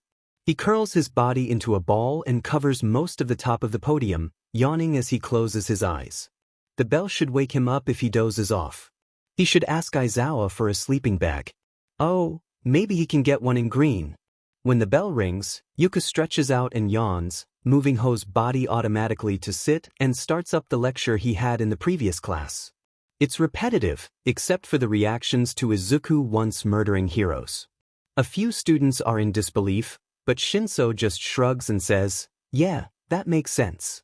A few of his peers turn to the purple net and the boy shrugs. I mean, he was found and adopted by Nedzu for some reason, right? Plus it's a little weird for someone our age to have a hero license and have had it for years. The only instance that happens is when it comes to reformed villains or vigilantes, and Izuku-sensei did mention it on the first day that he was forced to kill heroes. Did you guys just not pay attention or did you forget? Izuku chuckles lightly and watches as some students take in Shinso's words and reflect on them. The class settles down and Izuku decides that no, he will not traumatize this class with the image of a child in front of a recently killed corpse.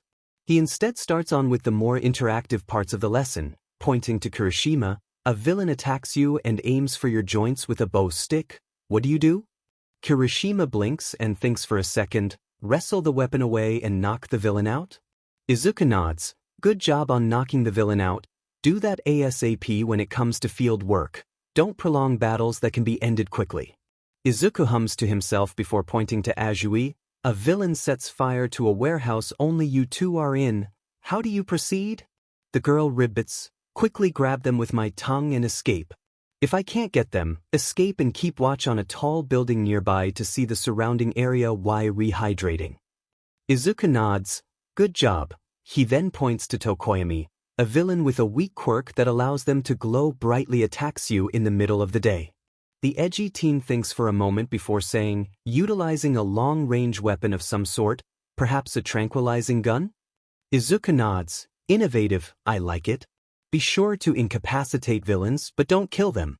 They can give you useful information, and it's seen as excessive force and you could get a strike from the Hero Commission unless you're able to manipulate them into letting it happen, or being a high enough ranking hero that they don't care. We will not be teaching you how to do the former at this school. Izuku pulls out the assignment from the vents and gives it to Shinso to hand out. Once everyone starts working, Izuku settles back down to take notes on his student. However, someone enters the classroom. Well, their head does. Izuku blinks at Togata Mirio, who just says, Izuku, Tamaki is panicking real bad and he's asking for you. Izuku moves off the podium and leaves the classroom, asking, where is he? Mirio doesn't hesitate as he picks up the teacher and runs through the school, stopping in front of a storage closet. Izuku enters, loud enough to announce his presence, but quiet enough that he won't startle the older teenager inside. Tamaki is on the ground, holding his knees together and muttering Izuku's name over and over. Once the nervous boy sees him, Izuku is immediately grabbed and held close to a firm chest. Hey, Tamaki, I'm alright, everything's fine, Izuku says. The older teenager just pulls Izuku closer, causing the smaller teen to blush. He knows why. He's known that his feelings for the nervous wreck of a teenager aren't solely platonic, but he tries to not let that be an issue. What first started as admiration for Tamaki doing his best turned into wanting to help him be better. He had gotten close, and had found that certain things the depressed boy did to be cute. But all he did was acknowledge the feelings. And now the core root for them is holding him close. I heard a first year say that you're no good and that they were going to try and hurt you, Tamaki says after a few minutes, and Izuku feels something warm and fuzzy start in his chest. Not uncommon, but the intensity of it is. Tamaki had panicked because he thought Izuku was in danger? Izuku shoves his feelings away. I'm fine, Tamaki, really. If they try anything, they'll be expelled. But only after you've been hurt, the boy mumbles. He still hasn't let go of Izuku, still holding the shorter greenet close to his chest. I don't want you to get hurt. Izuku can't really fight that, so he just wraps his arms around the other, quietly sitting in the storage closet. The fourth day of school starts off with a very tired Izuku. After his encounter the previous day with Tamaki, he's been a little nervous to be in the classroom for his homeroom class. How exactly can he face them after just leaving them because someone they don't even know was panicking? It was extremely unprofessional. He should have handled it better. Call in someone to watch over the class. Asked Mirio to help watch the class. Not left his class alone. He needs to bullshit his way out of this one. Okay, he left them alone and Ida took charge. They're supposed to be choosing class representatives today. Oh, he can easily work with this. Izuku did bullshit his way into being adopted by Nedzu. He nods to himself as students start to walk in. Shinso is one of the first coming in with Ida. The latter moves to speak to Izuku, but the greenet holds up his hand. All will be explained once class starts. That is, if you really did understand the lesson I was trying to teach correctly. Izuku keeps a blank face at Shinso's look of confusion. He can't help but enjoy the look of shock on his student's face. Izuku had just asked him what had happened and left it at that. And now he has a plan. Students file in slowly over the next 30 minutes, rushing in larger groups starting at 10 minutes till class. All the while, Izuku keeps up the "if you don't understand it after class, ask Shinso." If he doesn't know, I have made a mistake with him. The pressure is on Shinso, maybe, but the connection is so obvious. If Shinso doesn't understand it, Izuku will walk straight into the sea. Goodbye world of the living, hello fish. Once the bell for the start of the class rings, Izuku stands up. Alright kiddies, today is going to mold the rest of your high school careers at this institution. That gets their attention. Today, Izuku pauses, turning around so that he's no longer facing the students. You are going to choose. Izuku flips backwards onto Shinso's desk, your class representative. Izuku faces the class once more, holding several pieces of paper in one hand and pens in the other. Izuku looks down at Shinso and watches as the boy makes the connection, his face going from confused to understanding. Good, his bullshitting is working. Izuku grins and sits on Shinso's desk, his feet in the taller's lap. The purple net sighs, putting his hands on the shorter's knees and resting his head on them. God help me, the taller sighs. Oh, he can't help you. I ate him. Very pitiful meal, I will admit, Izuku says, stretching his arms.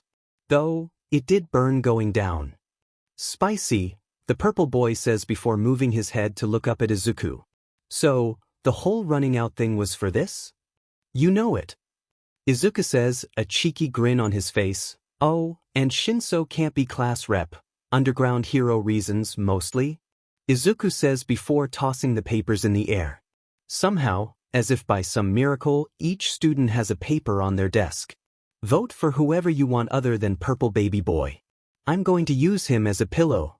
Izuku shifts for a moment but then sits down in Shinso's lap, curling up around the boy and closing his eyes. Shinso knows he's not sleeping. That can be told by the way that the purple net is resting one arm around Izuku's waist.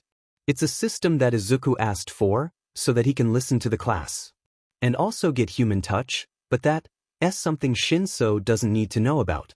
It's not like Izuku likes being held by people or anything. That's stupid. I'll make a ballot box for everyone to put their votes into. Yaoyorozu says, and after a moment Izuku hears something being placed on the podium behind him. Shinso shifts his body, probably to write his vote, and Izuku can't help the slight flush to his face as Shinso's arm wraps around him tightly and moves the greenet. Izuku just hides his face in the taller's shoulder, relaxing his body. There's several students moving after a moment and Izuku can hear Shinso sigh before the purple net's baritone voice asks someone, "Hey, can you put my vote in? I can't exactly move." "Sure thing, Shinso," Uraraka says. After a few moments, there's no more shuffling and Izuku sits up full, cracking his neck and fingers as he maneuvers himself to sit on the top of the desk once more. "I'll be counting everyone's votes now. While I do that, I think it's best for us to cover what to do during emergencies. Shinso, Dad taught you everything, right?" Izuku looks at the boy who nods. "Great. Teach your classmates, I'll be tallying up everything on the board." Izuku gets off the desk, grabs the ballot box and grabs some chalk. He can hear Shinso get up and start talking to the class as Izuku writes down Ida's name first, putting a few ticks next to it before another name comes up. Yaoyorozu gets a few votes before it goes back to Ida, one for Bakugo, one for Ashido, one for Kirishima, more for Ida and a few for Yaoyorozu. Izuku nods to himself and looks to Shinso, who has started to talk about the procedures for evacuation. After Shinso finishes, Izuku shows the results to the class. Ida and Yaoyorozu tied for first, most of the class choosing between the two. I'd suggest just having 2 class reps. It's been done before and those classes tend to be more organized at least. Izuku tells the class. At lunch, Izuku retreats to his dad's office. It's nice, cozy, and Lunch Rush always sends something nice for Izuku to eat. When he enters today, there's a student being scolded by his dad. Izuku ignores the other teenager, instead moving to grab the bento in a green box and settling on his chair, moving his dad, who is in his chair, to the side to check his emails. Nedzu doesn't react at all, but the student is looking at Izuku like the greenet is insane, which, fair. Izuku replies to a few emails, including one sent from a Bakugo Mitsuki. Ah, right, the whole thing where he might be his student's long-lost friend. He sends a few days back for a meeting regarding that and closes out of the web browser to instead open the security camera feeds. He watches the lunchroom with one eye, and the front gate where a horde of reporters are stationed. There's an odd figure with the reporters that catches Izuku's attention. His dad is still lecturing the student when the figure reaches out and the front gate disintegrates. Izuku is quick to hit an alarm that alerts the police. He gets on the PA, media has entered the campus. Students, keep calm. Teachers, please keep the media outside of buildings. He shuts off the PA and turns to his dad. There was another figure. Not the media, I think. Looked like a thug or something, but could be a very powerful villain. Has some sort of disintegration quirk. I'll check nearby cameras tonight to get more information. We should have the students go home early so Power Loader can fix the gate ASAP and I can see what the person has already done or is going to do. Nedzu nods. Good job, Izuku. I'll send out appropriate emails in just a moment. The student in the room with them looks alarmed and Izuku is quick to turn on them, trying to channel Aizawa. Everything I just said stays here, got it? The student quickly nods and Izuku nods once before getting up. I'm going to go make sure my students aren't being idiots. When Izuku gets to class 1A, most of his class is there. Only Ashido is missing, and Izuku is about to go look for her when he's intercepted at the door by a certain third year. Tamaki wraps up Izuku in a hug. Izuku freezes slightly before hugging the older back. I was so worried you would get hurt, Tamaki says, and Izuku shrugs. I'm okay, Tamaki. Everything's fine. You should go back to your class. Your teacher will be looking for you. But the person I heard say they were going to attack you is probably from 1B and Shinso will just brainwash them away. Or I'll hit a pressure point and make them pass out. Or Inui will hear you say these things and then I'll have a teacher acting as a guard dog for the next 3 years. The safest place for me is in these walls, Tamaki. The third year reluctantly lets go and walks down the hall to his own class, passing by a rushing Ishido who stops in front of Izuku, hands on her knees as she pants. Was not in that bathroom. Heard people talking. Recorded, she takes a gulp of air, things on my phone. You don't need to hear this. Izuku quickly shifts his focus to his pink student. Why do I need to hear it? Izuku asks, his voice low. Ishido takes a deep breath and matches his volume. Someone was talking about killing All Might. Very seriously.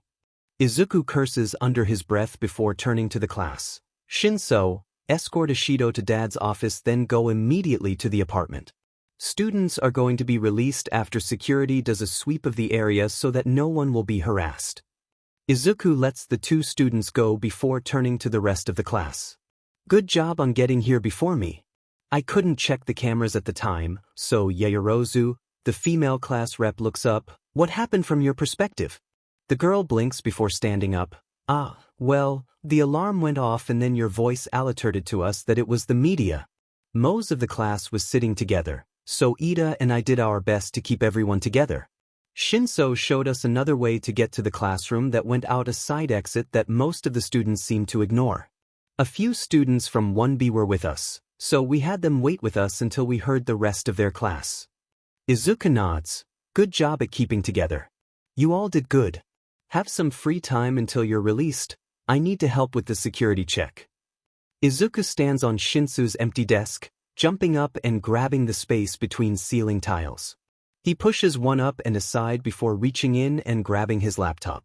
He slides the device under his arm before shifting the tile back and jumping down, landing in a crouch on the desk. He sits down and quickly gets to work, looking over the cameras of the remote areas of campus and finding nothing. He relays this to the other teachers and a few moments later, the classes are released. Izuku walks to his dad's office and finds Ishido still there, Nedzu looking down at her phone. Dad? He asks, coming in and moving to his chair next to the rodent. Were you able to listen to this, Izuku? Nedzu asks, his voice tight. No, I didn't want to worry my class after Ishido told me people were talking about killing All Might seriously. Izuku keeps back his sarcastic quips relating to the number 1 hero. This is serious time. Ishido, please play it once more for Izuku. The girl nods and reaches out, hitting play on an MP3 file. Riki, these are all the lesson plans that involve All Might for the next week. A voice that sounds like it's going through a distorter says. And the brat? A voice that almost sends Izuku back in time asks. Anything that's both of them is marked with a yellow post-it. The distorted voice replies. Good. Sensei will be pleased with this. The recording ends after a moment of silence and Izuku speaks. Shigaraki Tamura. Quirk. Decay. 5-finger point activation. The sensei he's talking about basically adopted him and mentally abused him into hating heroes after something happened with his original family. He has these dismembered hands that are from his original family. I don't know if he killed them with a quirk accident or if sensei took them out to get to Shigaraki, Izuku says. He can't really feel emotions, but he knows that the information will maybe be useful. That's what matters, information. He can work with that. He should come up with theories, but his head feels foggy. There's someone talking, but Izuku can't really focus on it. He can't really focus on anything. Thoughts are slipping past him. He tries to grasp at them. The only thing he knows is that he's staring at a corner of his dad's office. The corner that has photo albums disguised as quirk theory books. Then there's purple. It takes Izuku a moment to move his eyes to the purple and he sees someone. Someone important. They're talking and Izuku tries to focus on the words. Then it all comes flooding back. Izuku gasps and grabs his head, closing his eyes and shoving his hands against his ears. He's quick to say, I'm alright, just sensory overload. Coming back from dissociation. There's a cool hand with long fingers running through his hair that feels nice. He leans into it and feels himself grow tired. In a moment, Izuku is fast asleep. There's a small group of people in an apartment that most of them live in. Izuku and Shinso are next to each other on the black couch. Izuku's seat is a recliner that has the leg rest up, with Shinso's legs thrown over his own. Izuku is resting his head on the taller's chest, Shinso's arm wrapped around him. The soft sweater Shinso wears is soft on Izuku's cheek. Izuku needs this. The touch is grounding. And after hearing his voice and realizing that he knows where Izuku is, the green it needs as much comfort as he can get. The boy he's cuddling is in a weird state of shock. It makes sense, Izuku supposes. A person who hasn't spent all of their life analyzing would be in shock after finding out that All Might, the symbol of peace, is really a limp spaghetti noodle. But then again, Izuku kinda hates flashy heroes, so maybe the slight hero worship most normal people have for the number one hero is affecting Shinso. He knows he's analyzing the situation to deal with everything, but it's keeping him from breaking down again. Nedzu sits in a comically large armchair that dwarfs him to an extreme, a good 6 inches between his feet and the edge of the cushion as he leans on the tall back. And one deflated All Might is sitting in a comically small chair, his knees up to his ears and his butt half off the chair. If Izuku was in his normal state of mind, he might make a joke or jab, take a picture, something. Instead, he just traces scars covered by his hoodie. And lastly, in a chair that actually matches his size, is Detective Tsukachi. The man has headphones on as he listens to the MP3 file from Ishido. He had interviewed the girl, and deemed her to not be the traitor of you, letting her go home with an ectoplasm clone escort. The man sighs as he takes off the headset. The voice distorter is making it difficult to identify anyone. What's it look like on the cameras? Izuku groans. Whoever it was could turn off the cameras somehow, which limits it to someone using their quirk or having access to the cameras. That list is extremely short. I don't like people messing with my cameras. Should we only limit it to teachers? Shinso asks. I mean, sure there's the lesson plans thing, but there's quirks that could explain either thing. A few could even explain both. Shinso has a point. We should check what cameras we can to narrow down those who might be of interest. When we have a list, we'll need to narrow it down further and figure out just who we need to question. Nedzu says. He thinks for a moment. The traitor is most likely a student, all things considered. The teachers are all pro-heroes and care for Izuku. We will still have them talk to you, detective, but more so to just cover all our bases. In the meanwhile, Shinso and Izuku should review the footage together and mark off all students who were seen caught up in the commotion. Izuku thinks for a moment. Class 1A and a few students from 1B took a side hallway to get out of the cafeteria. We'll need to check the cameras there too.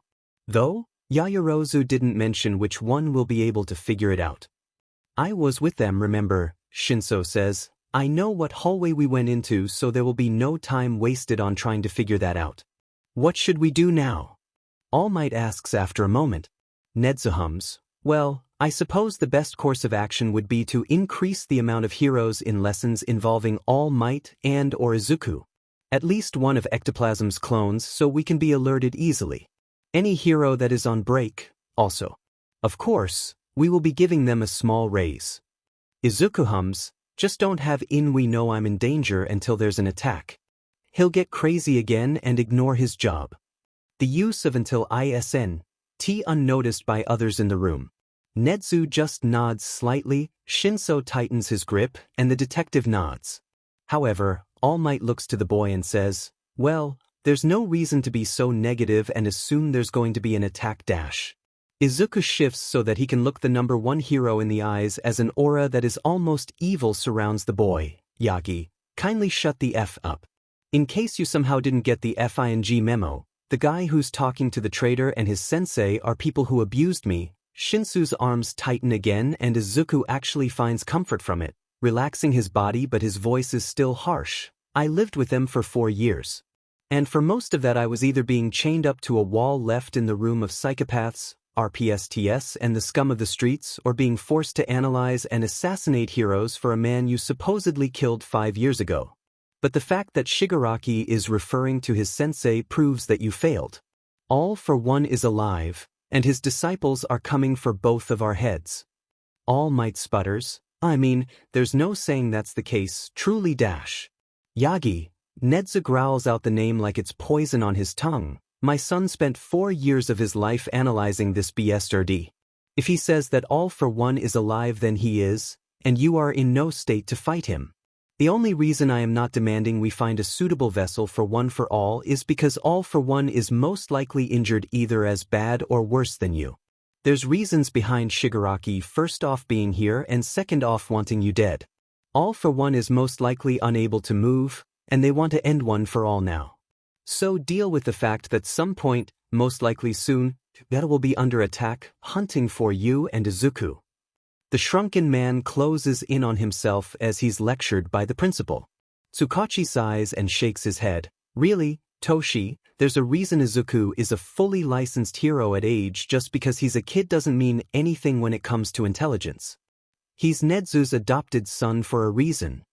The number one hero looks even more ashamed and Izuku hums, satisfied. He turns his head to shove it in Shinso's chest. I'm emotionally drained.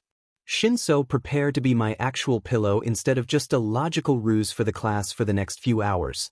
Izuku closes his eyes, yawning slightly and snuggles into his friend. Plus. When Izuku wakes up, there's a weighted blanket on his legs and lower torso. An arm is wrapped around his shoulders, holding him close to a warm chest. His mouth feels dry and tacky, but he doesn't want to move for water. He knows where he is, waking up quickly and knowing his location was needed when he was with villains, but he finds that he doesn't really give a flying F-. Shinso is also asleep, based on the steady rise and fall of his chest that moves Izuku's head. Somehow, Izuku feels safe. That's weird in itself. Izuku rarely feels safe. And after hearing Shigaraki working with someone to come after him, the greenet, logically, shouldn't feel safe. But, in an apartment that sits on the top floor of UA with his friend's arms around him, he feels safe. Izuku wonders how long it will last. He rubs his eyes with one hand, the other under Shinso. He yawns and pulls out his phone, checking the time. It's only a few hours after the students had been released, a few hours since he passed out from emotional exhaustion. He opens his emails quickly and sees one from the Bakugos matriarch saying she's available for the next day for their meeting, and also asking about why her son was sent home early since apparently his explosive student isn't telling her anything.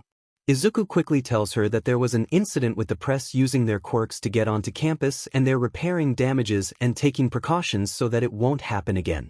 He adds in the meeting to his calendar before thinking. His dad told him to take the day off of hero work before the meeting with All Might and the detective, and he bets that Nedzu has already denied Izuku access to any cameras. The boy decides to play a game and swipes to the only one he has on his phone. It's a tower defense one that for some reason has a monkey versus balloons theme. It was a few hundred yen, but it's fun. Apparently it's from the pre-Quirk era, so a lot of people ignore it, opting for newer games. But Izuku finds it to be fun. Plus the sound of balloons popping comforts him for some reason. He shifts a little so that his phone can rest on Shinso's arm as he plays, the volume low enough that it won't disturb the still slumbering purplenet. He plays a few rounds before there's a disturbance. His dad walks in and nods to him. "Ah, I see you're awake. Do you need anything?" The Chimera's voice is quiet, not disturbing Shinso. They both know that the taller teen needs all the sleep he can get. "Izuku-huma, a cup of water would be nice," he says, voice matching the volume of his dad. The white-furred animal leaves, soon coming back with a cup of water that has a long loopy straw in it. Izuku fixes his dad with a deadpan stare before taking the straw between his lips and drinking. He knows the logic behind it, not wanting to move too much to disturb Shinso. But the fact that Nedzu chose an over-the-top straw with more loops than Izuku can count on his fingers is a little wild. Shinso shifts a little, and it's only Izuku's quick reflexes that stops the water from spilling. "Izuku, I would like to ask you about something," Nedzu says, settling into the large chair once more. Izuku blinks before turning his phone screen off and looking to his dad. "What's up?" "I was wondering exactly the relationship between you and Amajiki." Izuku blushes and is quick to respond. "We're friends and he's protective." Nedzu hums to himself as he looks down to his paws. After thinking for a moment he says, "Izuku, I just want you to be safe. Emotionally as well as physically. I'm afraid that if you get too close, you'll end up hurt." Izuku stiffens for a moment and has to force himself to relax before he speaks. "What do you mean?" Nedzu sighs and seems to contemplate something before speaking. I can make a pretty good guess on your feelings to Amajiki, however I have good reasons to believe that he doesn't feel the same. Just stop, be careful, Izuku. Please. Izuku blinks before looking away from his dad. He stares at Shinso's sweater and can't help but argue his dad in his head. Tamaki is sweet to him, and overprotective too. He's not protective over anyone else like he is over Izuku. That counts for something, right? It must. It's logical that if one is protective they care. And since Izuku is the only one Tamaki is protective over, he must care for Izuku. More than he cares about anyone else. Even Mirio. That counts for something. And Nedzu's been wrong before. He told Izuku that All Might had killed All for One. But that wasn't the case. The only person Shigaraki would ever refer to as Sensei is All for One. He has to be alive. Izuku just closes his eyes and shoves all of that down. There's too much going on right now and he just needs to take a moment and breathe.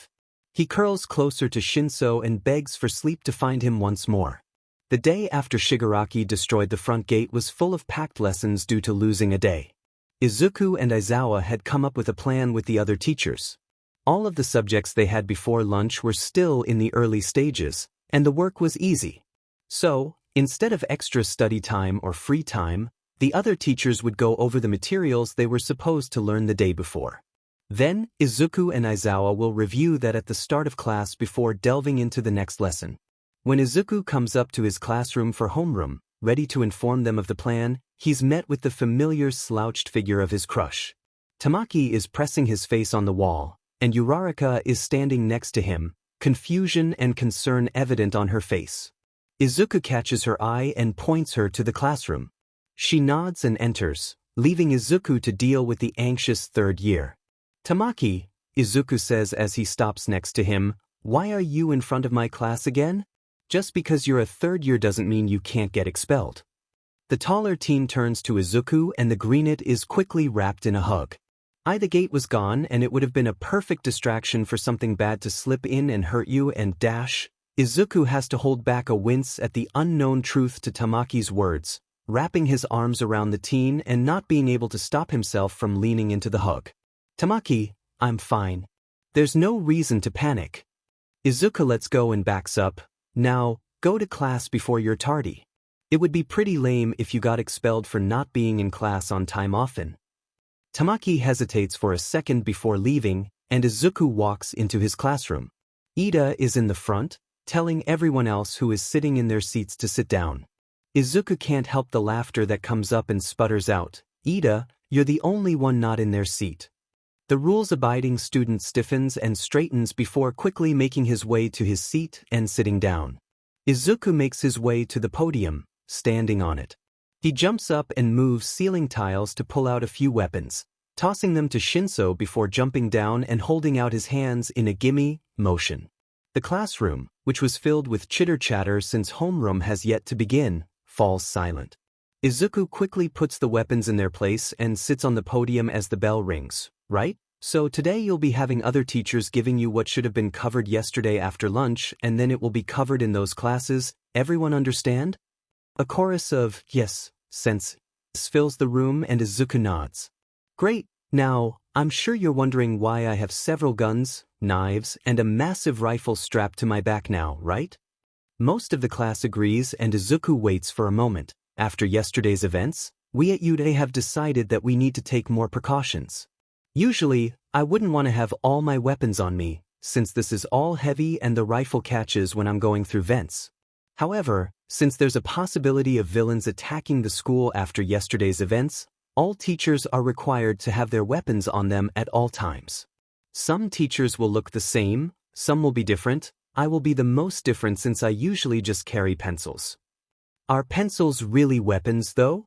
Kaminari asks. Izuku looks straight into the electrical user's eyes, seriously telling him, I have seen a quirkless kid kill someone with a pencil.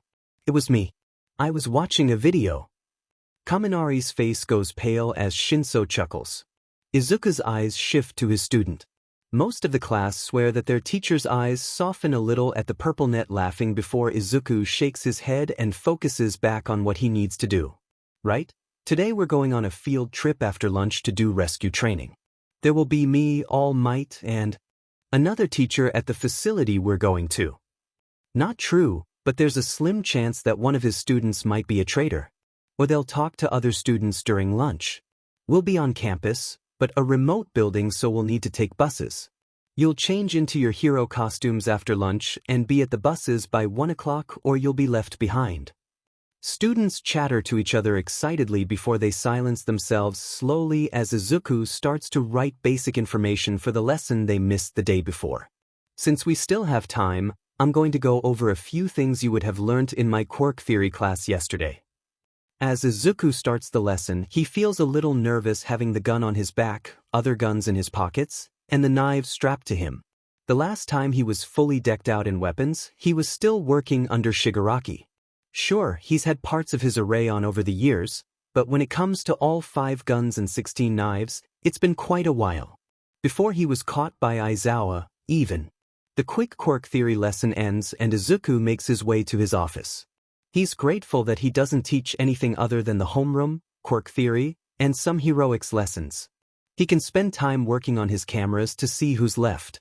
He decides to start with Class 1A, since they were separated and it would be easy to write off an entire class, sans Ishido, and a few 1B kids. When he pulls up the camera feeds from the day before, he has a second monitor pull up the Class 1A and Class 1B roster. He marks off Ishido quickly as the video of the hallways Shinso identified for him starts up. He can hear the alarm going off in the video and his own voice. After a moment, he sees his students and pauses to check them all off. Ida and Shinso are in the lead, Uraraka, Azui, Yaoyorozu and Aoyama behind them. The sparkly student's eyes find the camera and wink and Izuku chuckles for a second. Bakugos, Kirishima, Kaminari and Shiro are all together. Izuku thinks that Kirishima and Kaminari are talking about Ishido. Next to them is Hagakure, who seems to speak up before her floating clothes go away. Izuku marks that down and quickly marks off the rest of his students, as well as Tokage, Kodai, Rin, and Shota. He follows Hagakure after following the rest of his class, but when she reaches the hallway near the bathrooms, the video cuts out. This brings a wide array of questions that Izuku doesn't know the answers to, but he needs to share his findings with his dad. He connects a flash drive in his desk to his computer and copies the video from the hallway and everything that follows the invisible student. Izuku leaves his office, the videos in his pocket, and walks the short distance to his dad's office. He knocks and walks in, seeing his dad alone. Izuku, what brings you here? Nedzu asks, giving the green net his full attention. I was reviewing the video and one of my students was acting suspicious. It's possible she was the person with Shigaraki, but if she was, I doubt she wants to be. Nedzu perks up. Do explain. Izuku moves to the computer and connects the flash drive, pulling up the files he needs. Okay, so here's the class getting away. Kirishima and Kaminari seem to be talking about Ishido since I think her and Kirishima were friends before they got here, and they're pretty friendly with Kaminari. Next to them, you can see Hagakure talk to them before she runs off. If we follow her, he switches to the other feeds. She's heading to the hallway that Shigaraki was in. My only issue with her being a willing traitor is that she knew Ishido was in the bathroom. She didn't even check or do anything against it. She's a smart enough girl, she would have checked the bathroom if it was going to harm her or her plans. But if she let Ishido go on purpose, it could be because she wanted us to be suspicious. Nedzu hums and thinks for a moment. I will add her to a list of people we should be suspicious of for sure. Make sure to keep an eye on her. Will do. Izuku leaves the flash drive and walks back to his office, checking the time. He has about an hour until his meeting with the Bakugos. He decides to send a pass over to his student for a few minutes before the meeting is scheduled, so that all of the Bakugos may be present. He sends the pass with a Gen Ed office aide student and settles to grade the quirk theory worksheet he gave on the first day. Time slips by and there's a knock on his office door. Come in, he calls out, shuffling the papers aside and smiles up as a group of people walk in. The first must be Bakugos' mother. Her son looks almost exactly like her. Slightly behind her is a meek man, slightly shorter, who doesn't look too much like his son. The youngest Bakugo walks in behind them. They all sit down and Izuku grins at them. Hello and welcome to you. Hi. Now, I'm sure that we all want to get to the main reason we're gathered here, but may I offer some tea? The Bakugo patriarch nods, and the matriarch shrugs, sure. Izuku turns to his student who frowns, fine, tea then talking. Izuku huffs but nods, quickly brewing 4 cups of tea and handing them out, offering sugar on a tray on his desk. I feel the best way to cover this would be to look at the photographs that were mentioned to me, to check for resemblance, and then if I determine that it is good enough, I can tell you all what I remember and we can decide where to go from there. Natsuki nods and pulls out a photo album from her purse. These are the last ones that were taken. Katsuki was about 4 or 5. Izuku nods and handles the album with delicate hands, opening it and seeing what appears to be a small Katsuki in an All Might onesie with a slightly smaller, green-headed child covered in freckles with glimmering viridian eyes.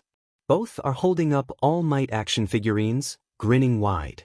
The next picture is of a woman with long, dark green hair, looking slightly annoyed as the green-haired child grins in front of her. Izuku feels that something at the look on the woman's face. An instinctual dread of sorts. That's not good. He taps the picture. Who is this woman? Mitsuki looks over. Ah, that's Midoriya Inko. If you are the Izuku from Katsuki's childhood, she's your mother. Izuku nods and continues looking through the album. A man with black messy curls, brown eyes, and freckles all over his face is soon introduced as Midoriya Hisashi, Inko's not-absent husband. Do you still talk to her? Izuku asks as he flips through a few more pictures. Occasionally she's very busy with her job as a nurse. She moved away a few years back too, so it's difficult to meet up for dinners. When Izuku finishes looking through, he nods to himself and hands it back. He thinks for a few moments. There were a few things that were familiar, particularly what would have been his mother's face. A few locations seemed familiar too, and he has vague memories of running around following someone who looks like Katsuki that surfaced more as he looked at pictures. There is a very high chance that I am the Izuku you all knew. However, that brings up issues that law enforcement will most likely need to address. Izuku laces his fingers together and rests his hands on them. I guess the best way to explain this would be for me to tell you all I can remember, other than small vague things that either came from those photographs or have always been there. I was about 4 when I was first on the streets. I think I was kicked out of my own home for being quirkless. There's an angry growl from Mitsuki, and her husband is quick to put a hand on her shoulder.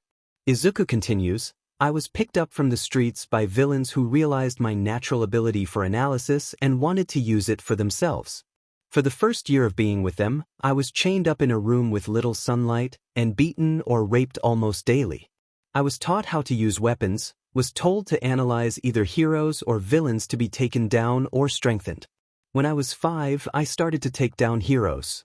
Once every month I was let out of the room and sent to kill a target by the end of the week. The rest of my time was spent doing much the same as the first year I was there. Sometimes I would be chained up in different rooms, but I was never allowed to walk around freely. When I was 8, I was found by another teacher at this school and brought here to be adopted by the principal, Nedzu, and taken under the protection of UA. Since then, I've worked on recovery from my abuse and have completed enough schoolwork to have a few college degrees.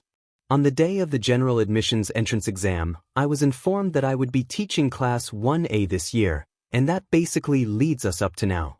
Izuku manages to keep the memories at bay with a sip of tea, the warmth grounding him. The small family is staring at Izuku in various degrees of shock.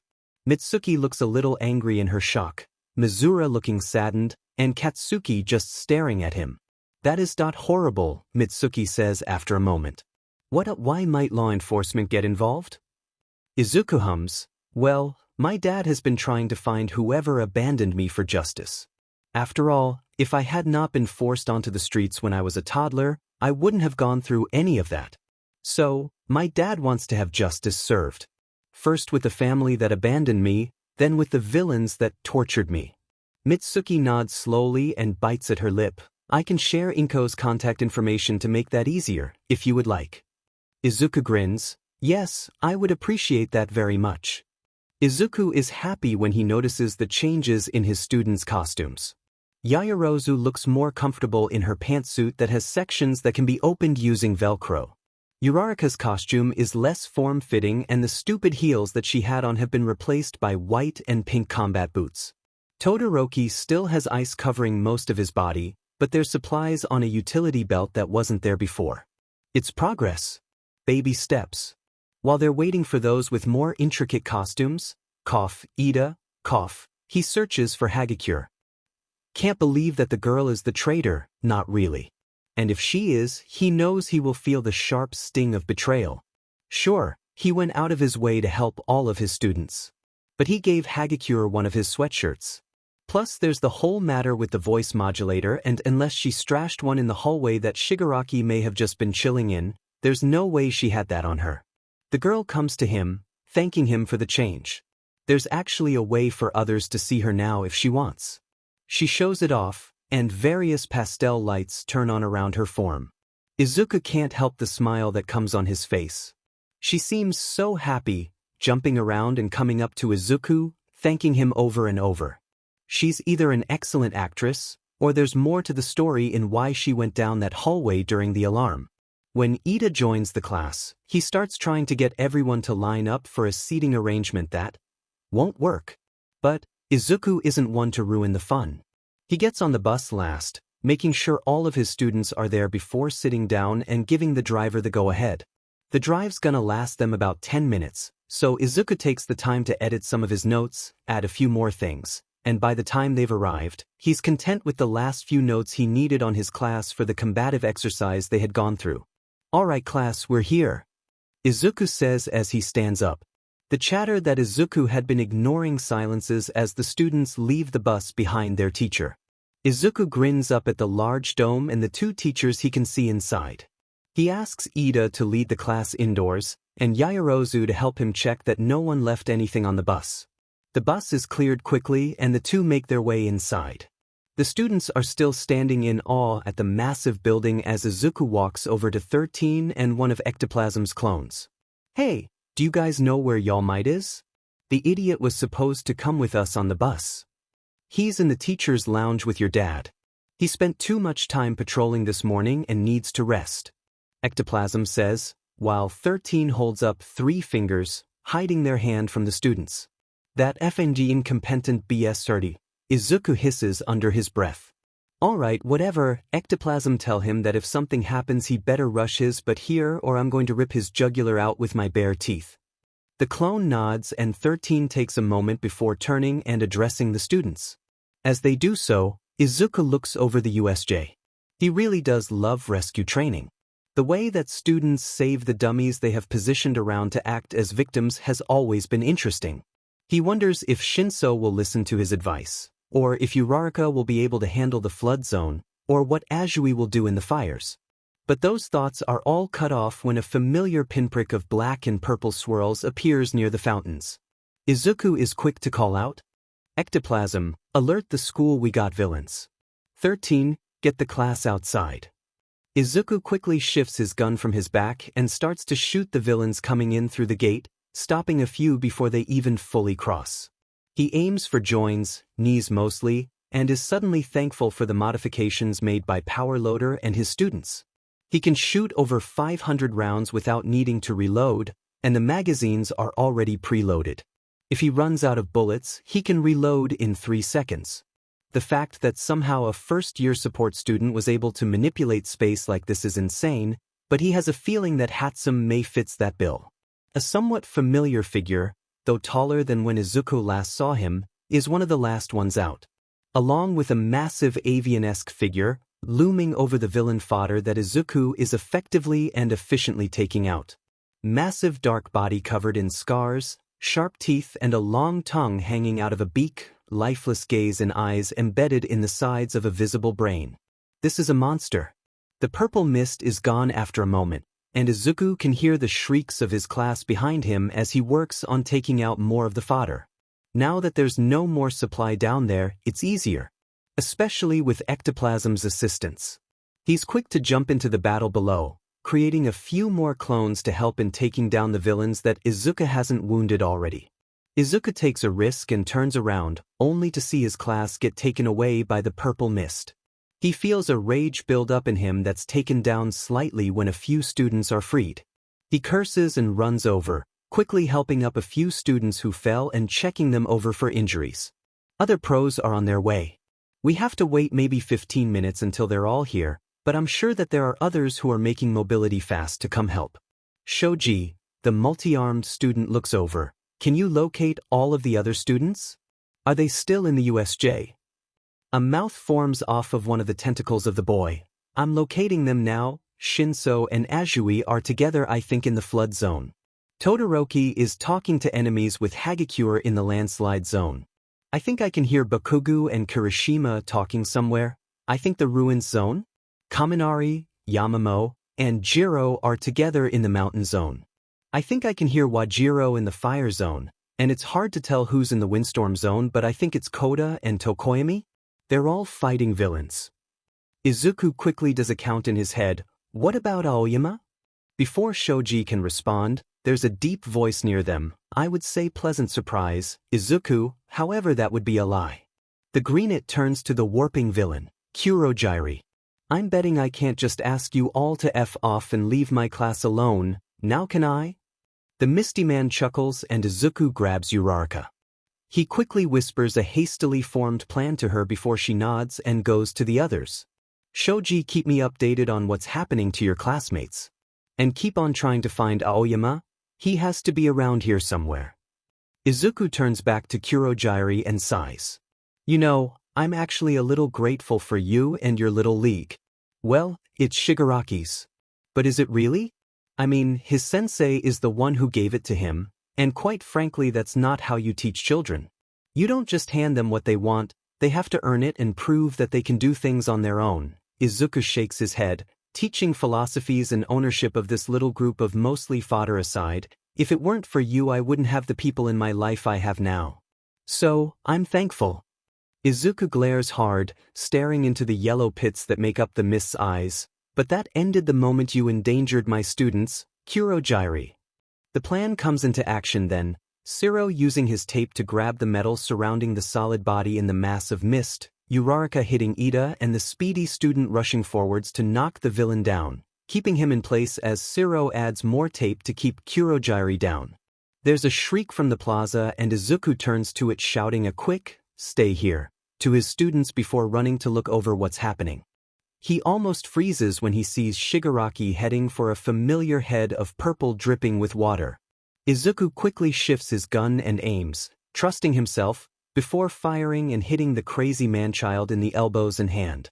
You stay the F away from my students with your crusty but hands, Shigaraki. Izuku screams, the rage that's been building up rising in his voice. Your fight is with me and All Might, so come effing fight. At that moment, there's a boom behind Izuku. He doesn't take his eyes off of Shigaraki as All Might steps forwards. Izuku doesn't face the number one hero, keeping his eyes on Shigaraki. The bullet for his hand hit his hand from the side, going in the space between his thumb and index finger. Shinso and Azui have already moved, back into the water but coming up a little bit away from Shigaraki, closer to Izuku. Izuku keeps an eye on Shigaraki, watching Shinso from his peripherals. His friend seems okay, shaken, but that's a given with the situation. Azui is a smart girl, she'll be able to work with Shinso and the two will definitely get out of this. Izuku-sensei, Kaminari has been taken hostage and heroes are almost here. Shoji calls out from behind Izuku. Great, go help hold down Kurogyri. If he gets into custody, the League will be fully captured here and now. Aizawa is part of the teachers coming yet? Izuku whispers, trusting his students' hearing. Yes, sensei. Have him use his quirk on Kurogyri and get quirk cancelers on him. Do not let anyone know until Aizawa is here. If Shoji can hear the heroes and who is there, they aren't that far off. But he just needs to somehow get to the landslide zone while All Might occupies everyone. Luckily, the number one hero is useful for distractions. Izuku tears his gaze away from Shigaraki and finds Shinso, who is running to him. Izuku runs down the stairs and is quick to meet the purple net at the bottom. Oh, you're okay, Shinso says, hugging Izu before pulling back and grabbing the shorter teen's shoulders. What do we need to do? Kaminari is being held hostage in the mountain zone, Izuku says quickly. That's all the information they need. quickly running over. Izuku tells Azui to head up to the other students before he leaves, whispering to her to help hold down the mist man if possible. Kurogyri is strong, but Izuku has faith in his students. Getting to the landslide zone is easy. Finding the students is not. Izuku and Shinso work together fluidly, helping each other climb up and scouting. Eventually they find the 3 students. But this isn't right. There's no villains, just Jiro and Yaoyorozu over. Izuku rushes forwards to Kaminari. When Izuku runs forwards to Kaminari on the ground, Hitsuhei stands back and looks around. There's no blood anywhere, but that doesn't mean that his classmates aren't injured. Yaoyorozu is wearing a different shirt than before, and is holding a sheet of some sort out to Izuku as the greenet picks up Kaminari. Hitsuhei walks, observing the area. He feels his eyes widen when he sees someone he doesn't recognize holding something he does recognize. A gun. Being pointed at Izuku. Hitoshi doesn't have any weapons on him. But he knows where Izuku's are, watched the young teacher put them on in class. In the blink of an eye, Hitoshi has moves forwards, grabbed a tranquilizer from one of Izuku's many pockets and shoots it at the man who was aiming to hurt Izuku. Aiming to hurt the person who Hitoshi needs in his life. And isn't that a weird thing? The purple net watches as the attacker, who had gone unnoticed by even Izuku, falls to the ground. Hitoshi needs Izuku. Izuku is the first person to believe in him. The first person to try. The first person to care. He needs Izuku, because without him Hitoshi has no one again. Good job, Shinso. Thank you, Izuku says, and Hitoshi looks down at his teacher. His friend, Izuku, who is pressing fingers to Kaminari's neck. Yeah, Hitoshi breathes out. He holds onto the trank gun, watching out for anyone else who might be near. He catches Jiro's eyes, wide and full of tears. He's alive, but we need to get him to a hospital fast. Yaoyorozu, can you make something for us to carry him on? Izuku looks up to the girl as she nods, and the teacher turns to Jiro. Tell me what happened here. The girl looks back at Kaminari before Izuku snaps his fingers, and she looks back at him. She swallows. We were surrounded and used Kaminari to shock everyone. But he ended up frying his brain. We tried to keep him with us as we started to leave, but a villain came up and grabbed him. I tried to use my speakers, but he threatened Kaminari. He also has an electricity quirk and hit Kaminari with a really bad shock before dropping him and leaving. That's when you came up. So the person that Hitoshi hit was probably the guy who did this to Kaminari. The purple net nods at that, and looks around for anyone else as Yaoyorozu finishes making a stretcher to be carried.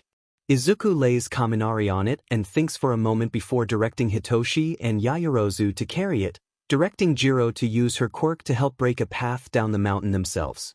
They walk in mostly silence, the only sound being the background noises of pro-heroes coming in and helping. Izuku doesn't even talk, just points at a path for Jiro to make before leading the group away. When Vlad King finds them, Izuku steps forwards. There's villains around here. One got hit by a trank, the others got hit by electricity. The one hit by the trank is near the end of this Jiro-made path, out of sight from the clearing. The others are further up. The one hit by the trank has a gun, Hitoshi adds in. He doesn't mention how it was aimed at Izuku, or the terror that came up with the idea that Izuku could die or get hurt. He does let his eyes settle on Izuku. He knows that his friend isn't hurt, but there's a fear that lingers. There could be another villain they've missed that's about to take the shorter teen out. There could be a danger near that could kill Izuku. Take the person Hitoshi cares about the most away. Hitoshi blinks at that thought. It's not true, he cares about Izuku a lot. Cares about Izuku more than most people. Seeing Kaminari down bothered him, sure, but he knows that if it was Izuku, Hitoshi would have freaked out. The group continues going down, following the path that lead Vlad King up to them. There's paramedics waiting for them at the entrance to the zone, and they quickly take Kaminari away. Hitoshi moves to Izuku's side and hands the green net the trank gun, watching as heroes go around and arrest various people. You're not hurt or anything, right? Hitoshi asks, looking at his friend from the corner of his eyes. No. Are you hurt? Hitoshi shrugs. I mean, I have a bit of a headache because I needed to control a bunch of villains in the flood zone, but not a massive one. The training's really paying off. Izuku hums and reaches into a pocket, pulling out some ibuprofen and handing a few to Hitoshi. I'm glad the training's helping you. This situation that we knew something like this was going to happen. I just didn't expect it so soon. I was planning on ramping it up really hard. Not that I'm not gonna do that, the sports festival is soon. And if I know my dad will be continuing on with that. Izuku has this sort of chaotic energy in his eyes that makes Hitoshi relax just slightly. His friend is acting normal. That's good for now. It might not last, but Hitoshi will be there for the fall. He'll be there to help pick Izuku back up. Because that's what Hitoshi wants to do. He wants to help Izuku. And he can't hide why from himself anymore. Shinso Hitoshi, a boy with no family and a handful of people that he cares about, has a big butt crush on the first person to tell him that he could be a hero. He can't ignore the flutters of his heart when Izuku looks at him.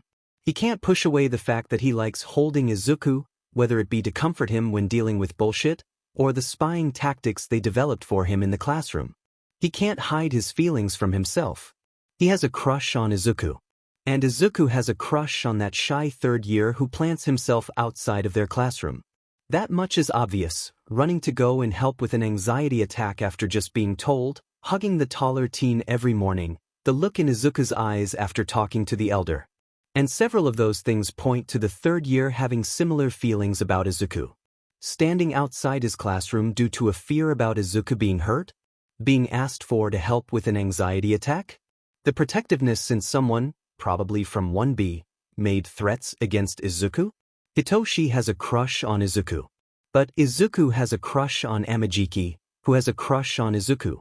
Hitoshi is dragged out of his thoughts by a gentle touch to his shoulder. Hey, you okay?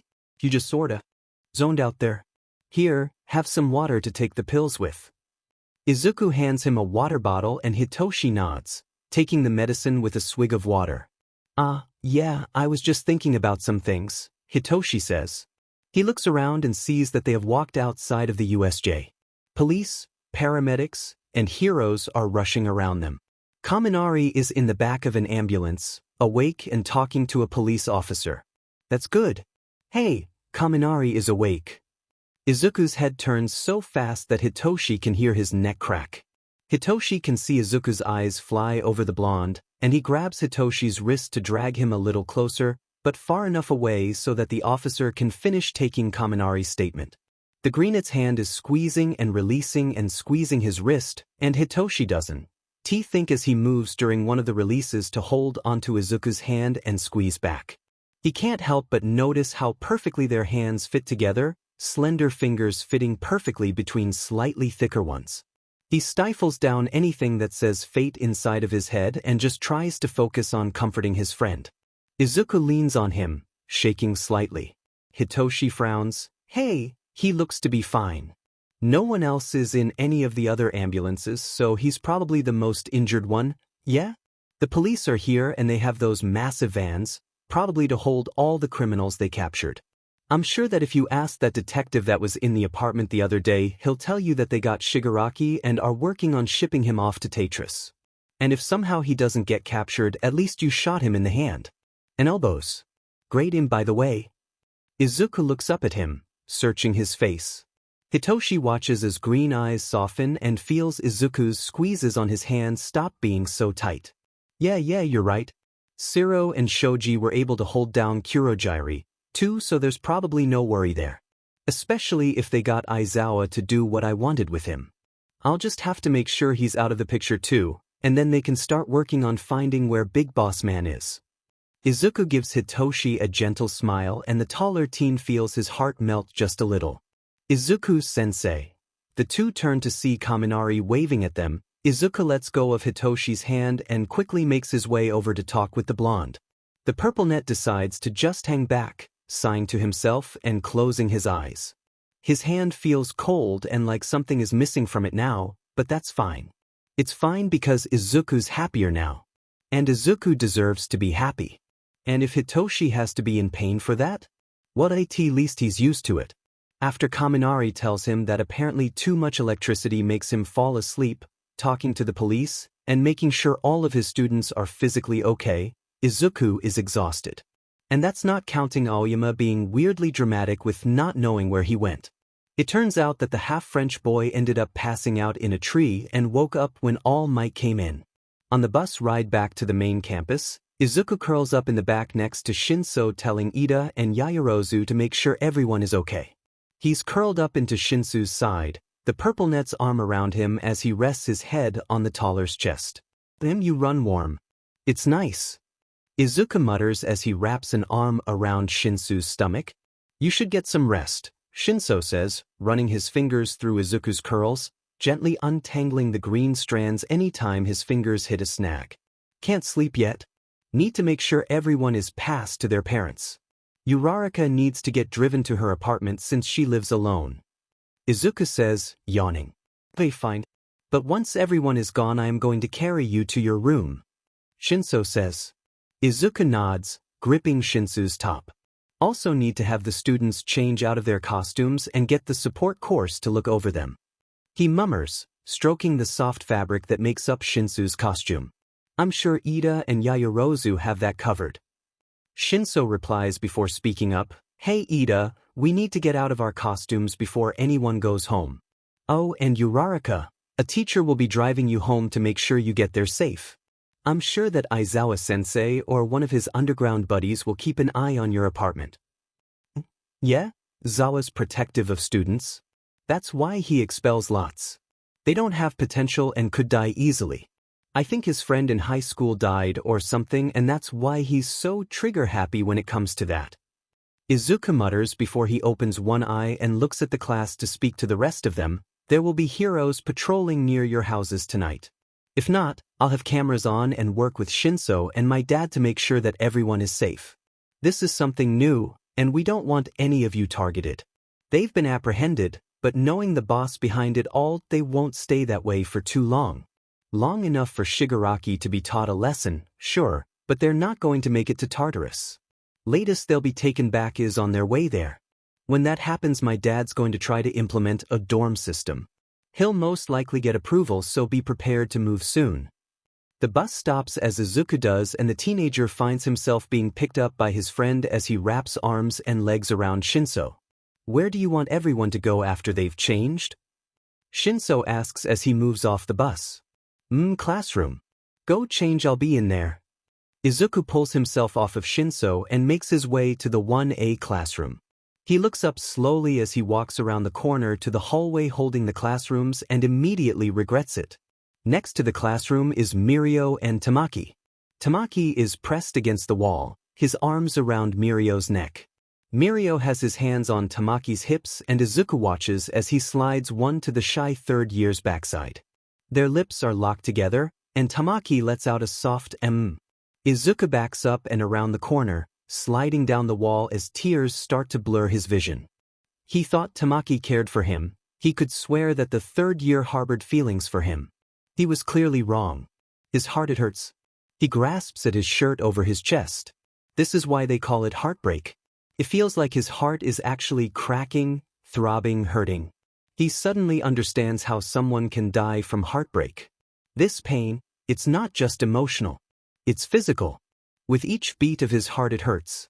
Tears run down his face in a steady stream as he muffles his cries with his fist. With each soft or grunt from the pair around the corner his heart hurts more. He's shaking as he bites down on his fist, trying to distract himself from the pain in his chest, but it's not enough. Teeth digging into his fingers is nothing compared to the sharp ache in his heart. He needs to get away, he needs to escape. He pushes himself up using the wall and stumbles away from the couple in the hallway making out. Soft ominous echo and Izuku bites down on his hand harder. Blood gushes in his mouth as the skin on his fingers break. It's not enough of a distraction from the pain that's getting worse. He runs into someone who grabs his shoulder. Hey Izuku, what's wrong?" He looks up and finds Shinso looking at him, concern etched on his face. Izuku takes his fingers out of his mouth and tries to say something, but all that comes out is an ugly sob. Shinso pulls him into a close hug and rocks them back and forth, holding Izuku close and delicately, like he's something to be treasured. And it just makes Izuku sob harder as he grips on the back of Shinso's school jacket. Because Tamaki held him like this just this morning and now he knows. He knows that Tamaki doesn't care for him. His dad was right. Izuku can't hold himself up, but Shinso just supports him. He can feel Shinso talking but can't hear anything. He feels Shinso's arms move and pick up Izuku, and the shorter one just clings, koaling on Shinso's front. He shoves his face into the juncture of neck and shoulder and sobs. His heart thrums with each sound that leaves his throat. He feels betrayed and hurt and heartbroken. Because he thought that Tamaki cared. He thought Tamaki cared for him the same way he cares for the older teen. But he was wrong. And it hurts. It hurts so much to be so wrong with this. Because having the older teen be so protective over him got his hopes up. And now his hopes are burning to the ground. His heart feels like it's being stomped on now, different from the stabbing pain before. He must pass out at some point because when he wakes up, he's on the couch in the living room of his apartment. He's wrapped in Shinso's arms, pressed against the taller's chest. His throat is sore, so are his eyes. His heart still hurts, but it's not as sharp. "Hey, how are you feeling?" Shinso asks him. "My heart hurts." Izuku's voice is hoarse and it hurts to talk. Shinso's arms tighten around him and Izuku snuggles closer. He needs this, right now. Aizawa is getting you some ice cream and Yamada is making sure that everyone gets home safe. Your dad is ordering some katsudon from that takeout place you really like. Shinso shifts and Izuku looks to find a cup of water with a crazy-shaped straw. Izuku takes the straw and drinks until the cup is empty before curling up closer to Shinso. "What happened?" Izuku asks. "When you found me," he adds quickly. He knows why he was crying. The image of Tamaki and Mirio is imprinted on the back of his eyelids. You were crying really hard and had bitten down on your fingers so hard that you were bleeding really bad. You weren't responding to anything and Yaoyorozu came into the hallway. I told her to find a teacher to take over for you and then Amajiki came around the corner with Mirio. Izuku feels tears come up at the mention of the 2 third years. Shinso rubs his back and he slowly calms down, nodding for the purple net to continue. You cried harder when they came up and it was not pretty easy to connect the dots. I might have told them off some before coming up here. Your dad already knew what was happening, so he just made sure that a few agencies were told to have their sidekicks patrol the neighborhoods everyone lives in for the next few weeks. He told Aizawa to get some ice cream and went to go order food. Izuku nods and before his thoughts can go back to what he saw he asks, Can we do something? Or watch something? I need to keep my mind off of everything." "Yeah, sure, here, let's sit up and I can show you that show on Netflix I was telling you about. The one where amateur bakers try and make really complex-looking things. That sound good?" Izuku nods and lets himself be moved around. He finds himself clinging to Shinso, needing the touch. He needs to know he's not alone. They end up with the taller in the reclining seat on the couch with Izuku in his lap, head under Shinso's. Slender yet muscular arms from training wrap around Izuku as the show plays. Hitoshi's an emotional mess. First off, he just figured out he has a big fat gay crush on his best friend teacher, the first person to tell him he can be a hero. Second, that crush has a crush on a third year he's clearly close to. Third, said third year was seen by the person who's basically in love with him making out with another third year. Yeah, there's a lot of emotions. A deep-rooted affection for the green net who is clearly trying to focus on nailed it but keeps drifting off into his mind. An aggression for Amikaji because he's the reason that Izuku sobbed into Hitoshi until he passed out. Protectiveness that makes itself known by the way that his arms wrap around Izuku's waist and hold him tight. An ache in his heart to see the one he cares for most hurt. Fury at the villains that had attacked them earlier in the day because those are the people who tortured Izuku and threatened his class. Relief over the fact that no one was seriously hurt. Yeah, quite the emotional cocktail. And he can't decide which emotion to focus on more, so he just pushes most of them away to watch the show. But the heartache and affection come through with every slight shift Izuku makes, the slight chuckles that comes out when he focuses on the show. Hitoshi hates that Izuku is hurting too much to not let out the laughter that sounds like music. He just wants to wrap Izuku up in a few blankets and make sure he doesn't leave the couch for the next few days. But they have school tomorrow. And Hitoshi needs to plan on how to deal with that. Usually it's Izuku making plans, but Hitoshi glances at Izuku's face and can't find himself to ask about what they should do. So, he lets himself plan. Amajiki might come to the classroom in the morning, so maybe they should have Izuku come in using vents or early. Maybe Hitoshi can punch the guy. He kinda wants to punch the guy. Because Amajiki hurt Izuku. Really hurt him. So maybe Hitoshi wants him to feel some sort of pain. Next comes the class. 1A will wonder why Izuku wasn't there to talk to them in the classroom, unless Yayarosa said something.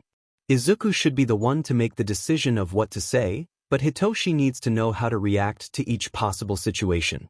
If Izuku tells them why, he'll wait until there's no teachers, or Ida, around and tell them who hurt Izuku.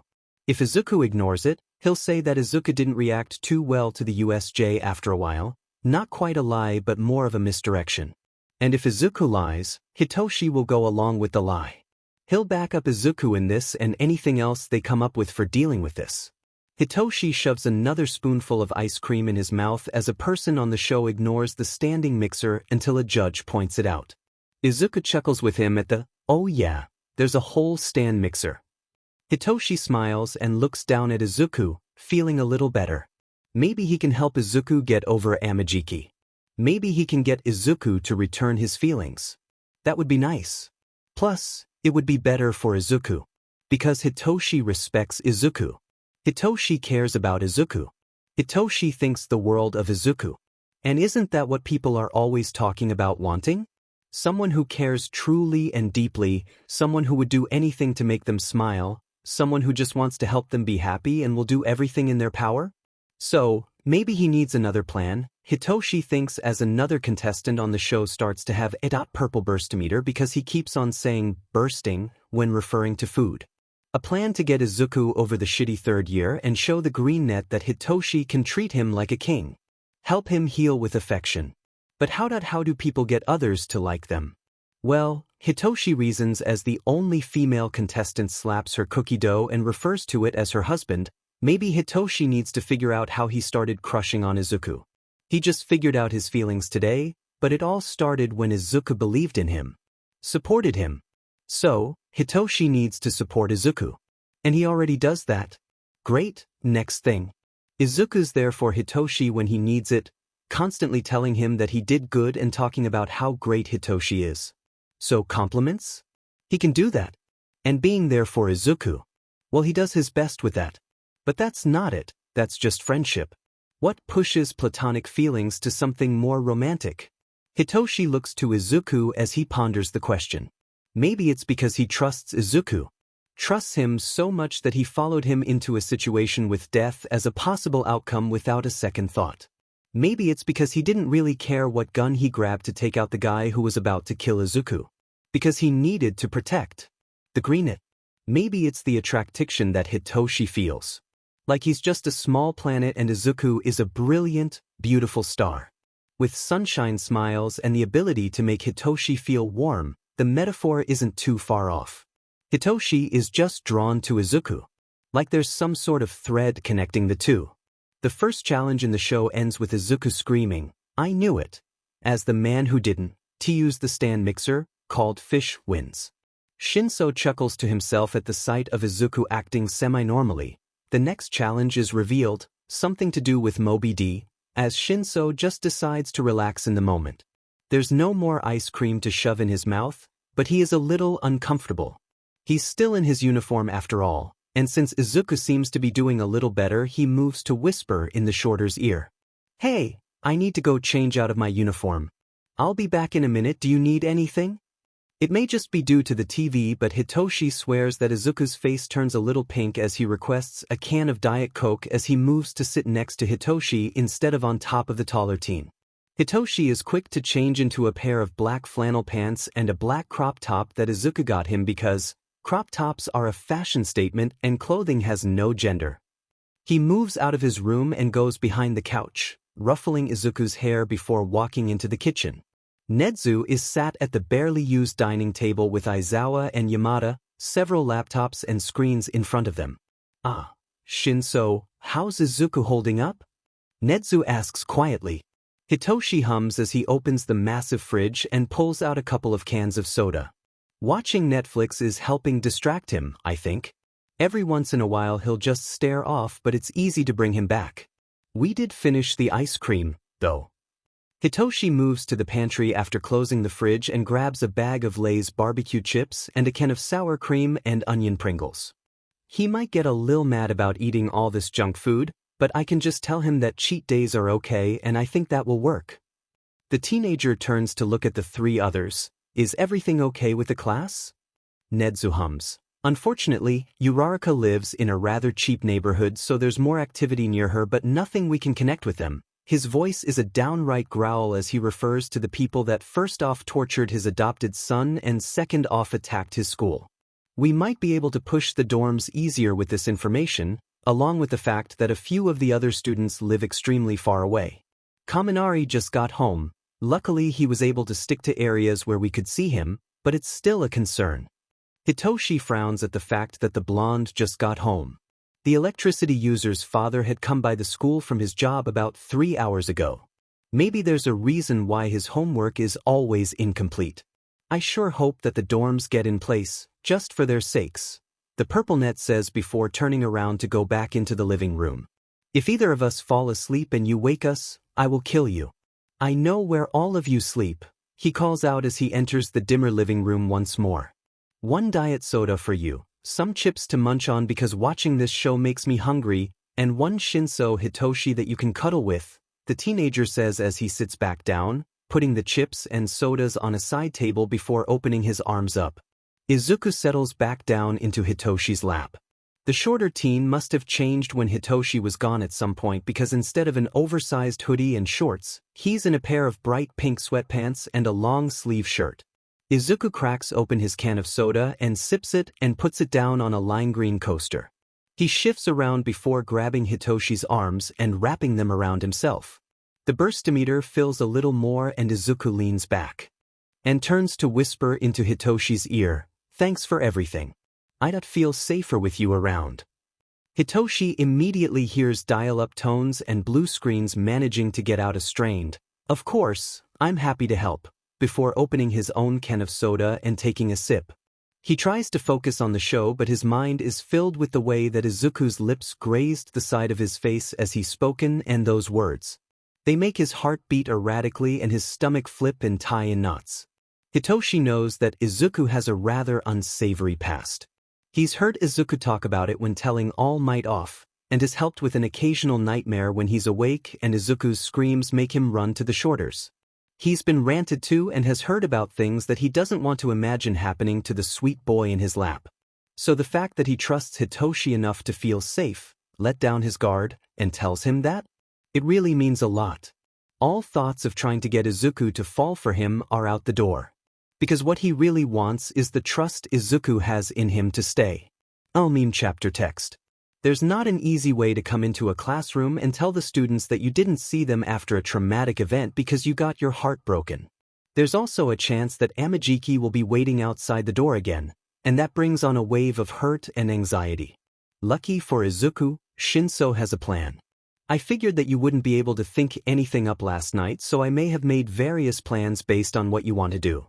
They're probably not as good as your plans are usually, but there's something, the purpled-haired boy says, scratching the back of his neck over breakfast. Together they work out an idea of what to do with everything. And that's how Izuku finds himself curled up in one of Aizawa's spare sleeping bags. It engulfs him completely, making him feel safe in a sort of wearing your father's jacket in the winter way that Izuku's never really felt before. Sure, Aizawa isn't his dad, but he's something like a close uncle, a father figure in a sense. Students are filing in as it gets closer and closer to the start of the day. There's a painfully familiar voice outside that makes Izuku want to curl up in a ball and be held by Shinso until he dies. Have his friend's long body and arms around him again. He felt safe like that, like as long as Shinso is there, he's okay. Nothing can harm him, will attempt to harm him, when he's in Shinso's arms. That's not weird, he's never felt like this before with people. He's only really had his dad, and well, Nedzu is an animal. Izuku shakes his head, he can contemplate what that means in his own time. Right now he needs to prepare himself for apologizing to the class. Oh, and informing them about the sports festival. And the dorms. That should cover everything that's happening now. The bell rings and Izuku waits a second before getting up from the corner and stretching, yawning as he walks to the podium, using his rifle as a cane to lean on. Alright class, settle down, we have a few things to cover today. Izuku begins, only to be cut off by the door slamming open. He jumps up and turns to see Amajiki looking at him from the doorway. Izuku freezes and can barely hear the scrape of a chair before purple floods his vision. Aren't you supposed to be in class? Shinso asks, reaching a hand back to have Izuku grasp onto. The greenit quickly does so, closing his eyes and putting his head in his friend's back. I needed to check with Izuku. No you don't. You need to get to class. Shinso gives Izuku's hand a squeeze, and Izuku squeezes back, accepting the comfort being provided. I just need to see him and then I'll go. Amajiki says, a pleading tone in his voice. Midoriya doesn't want to see you and is fine, Shinso says.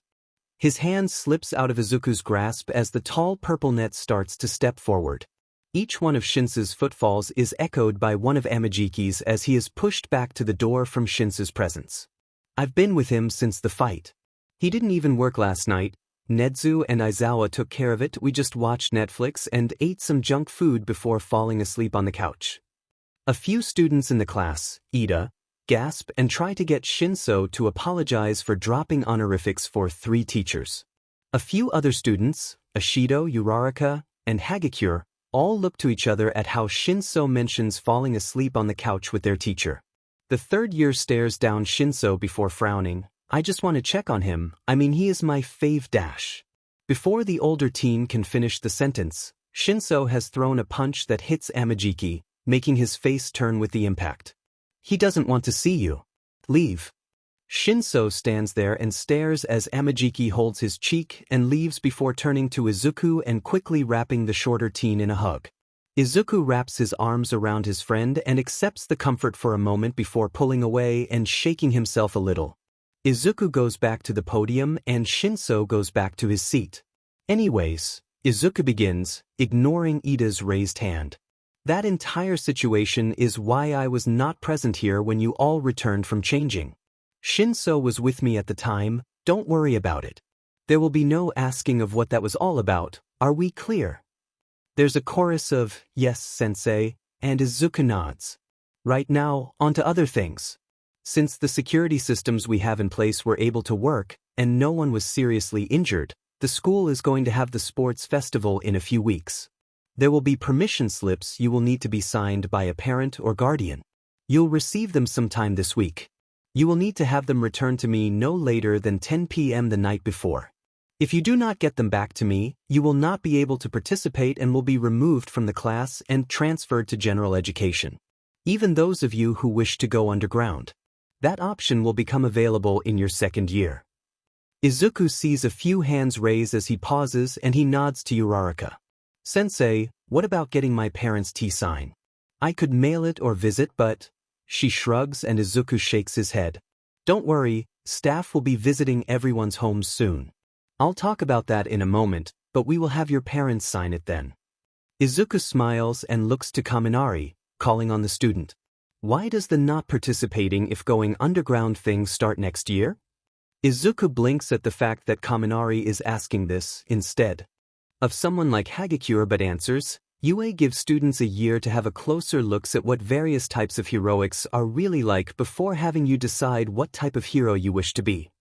Kaminari and a few others look a little confused, so Izuku explains more. Okay, let's use an example. Say that Todoroki wants to be a hero like his father. Izuku looks at the student in question who frowns at him. Izuku shakes his head slightly before continuing, but he finds out that he really enjoys mountain and winter rescue over the course of his first year.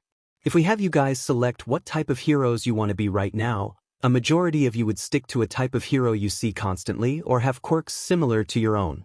But if we give you a year to see more sides of heroism and what they can entail, you guys will branch out and we won't have a deficiency in certain types of heroes. Todoroki stopped his frowning the moment Izuku said rescue, and has been staring at his hands ever since. Izuku thinks the boy might need to be shown more than just the capturing villain's side of heroism. After making sure there are no more questions, Izuku is ready to tell the class about the next topic on the agenda today. Right now onto something else. Since the attack happened, we are going to be providing counseling sessions. You all will have to go there once a week over the next 4 weeks. If you don't, we will suspend you from heroics classes and deal other punishments that seem fit. This does not make you weak. Many heroes seek out therapy. At the end of the day, we're all human, and humans develop mental illnesses under stress. And heroism is stressful. Izuku doesn't passe as he switches topics this time, knowing that present might will cover that aspect more later today instead of giving them a study hall. The loud blonde is much more well-suited to talk about therapy from a heroic standpoint. Izuku's therapy mostly consists of dealing with the fact he almost died nearly daily as a child. Alright, we have one more announcement and this one is big, so everyone pay attention. Izuku looks across the class and sees each student looking at him. Since there were no major injuries to anyone due to the security systems we have in UA and there might be villains who are encouraged to kidnap UA students after yesterday, the school board has decided to implement dorms. With the help of a few heroes on staff and hired to help, the dorms will be done by the end of next week. When that happens, staff will be visiting each student's home to discuss with your parents everything involved with that. I will be going to each one of your guys' homes with my dad, and probably Shinso since he already lives on campus. So that if you haven't told your parents about the fact that some of you are months or weeks older than your teacher, might want to say something. Kirishima raises his hand quickly and Izuku blinks before calling on him. When's your birthday, Izubro-sensei? Izuku snorts at the name and eagerness of his student. July 15, 2257. Ah man, Kirishima grumbles to himself. Izuku snorts and shakes his head. Do whatever you want for the rest of class. I need to go find the manned MS in the vents. There's caramel and fudge brownie and they have my name on them. Izuku launches himself up into the vent, leaning down and out to look at Shinso. Come on, it's vent training time. Izuku says, reaching down for his friend. Shinso shrugs and reaches up to be pulled into the vents. Teacher and student quickly retreat, ignoring the yelling of Ida along with the giggling of some girls, and a curious gaze on the vent they left open. Izuku straightens out his suit jacket in the mirror of the bathroom, sighing to himself as he moves to try and tame his curls. It's pointless, but at least he can say he tried. Going into his room from the en-suite bathroom, Izuku grins at the boxes full of things for a cat, ready to head to the dorms. Today he will be going to meet his students' parents before coming home to give Shinso a therapy cat in the dorms. He can't help but feel excited for the introduction. Shinso had picked the cat, he just didn't know that she was almost finished with training. Izuku shakes himself out of his thoughts and leaves for the living room. His dad is waiting in a chair while Shinso slips on his shoes. The purple net is wearing a simple white button-up with gray slacks, his hair as wild as ever. Izuku quickly slips on a pair of dress shoes as he asks, so we're going to be visiting Bakugos, Todoroki, Ida, Kirishima, Azui, Yaoyorozu, Joda, Kaminari, and Uraraka today, correct? That's right. And I made sure to grab the papers we will need for Uraraka's parents to sign and put it in the file for her. Nedzu replies, tapping the briefcase next to him.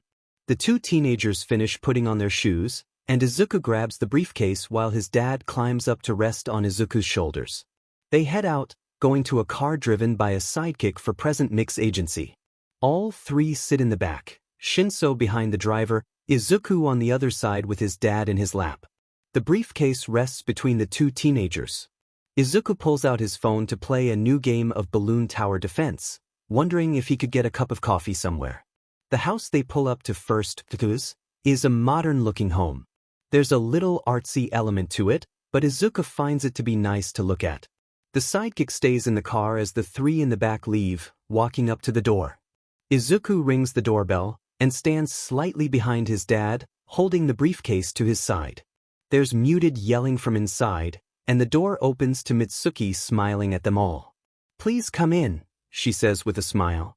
The three guests enter, slip on guest slippers, and make their way to the living room. There's a few chairs facing a couch. Katsuki is already sitting in a chair, wearing a black t-shirt with a skull along with a pair of jeans. Nedzu moves to sit in the middle of the couch. Izuku and Shinso move to sit on either side of the chimera. Izuku sets the briefcase on the low table and opens it, pulling out a file with Katsuki's name on it. Izuku closes the briefcase after pulling out a few pens, and sits back as Mitsuki and Mizura enter. The Bakugos matriarch is holding a tray with coffee, tea, and water. She places it down close to Shinso, who quickly makes 2 cups of coffee, a black one going to Izuku while the purple net adds several spoonfuls of sugar before taking his first sip. I feel that a proper introduction for myself and Shinso is appropriate before we begin. My name is Nedzu, and I am the principal of U-Data High. This is Shinso Hitoshi, a student in Bakugos' class and a ward of the school. He also acts as Izuku's personal student. Shinso waves his hand and drinks more of the coffee before saying, "Pleasure. I'm Bakugos Mitsuki and this is my husband, Bakugos Mizura." Mitsuki says with a smile, gesturing to the quiet man next to her. He nods his head and gives a soft smile. "Now, why don't we get down into this?" Nedzu makes a cup of tea for himself as he begins to talk. "We're here today to talk to you about the change of you at a high to a boarding school. After the attack on the USJ last week, all of us at UData feel that students would be safe from things like copycat villains who will attack them solely because they are students." Nedzu takes a sip of his tea and Izuku can tell that his dad approves of the tea by a slight wag of his tail. It should be stated that the students won't be alone in the dorms. Some teachers are willing to move into apartments in the dorms. I'm not exactly an adult, but I am a hero. There is also a security system that has been upgraded since the USJ to prevent the type of quirk that allowed villains to enter the school without a chip that will be given to students and staff with similar quirks. Izuku adds in before taking a drink of his own coffee. "Who else will be in the dorm other than students?" Mitsuki asks, pouring herself some water. "In the 1A dorms there will be Izuku, myself, and the school counselor and pro-hero Hound Dog. Other dorms will include the class's homeroom teacher and 1 other staff member." Nedzu answers smoothly. Mitsuki and Nedzu go back and forth on questions and answers before Mitsuki moves to asking Shinso a few things. "Do you know Hound Dog?"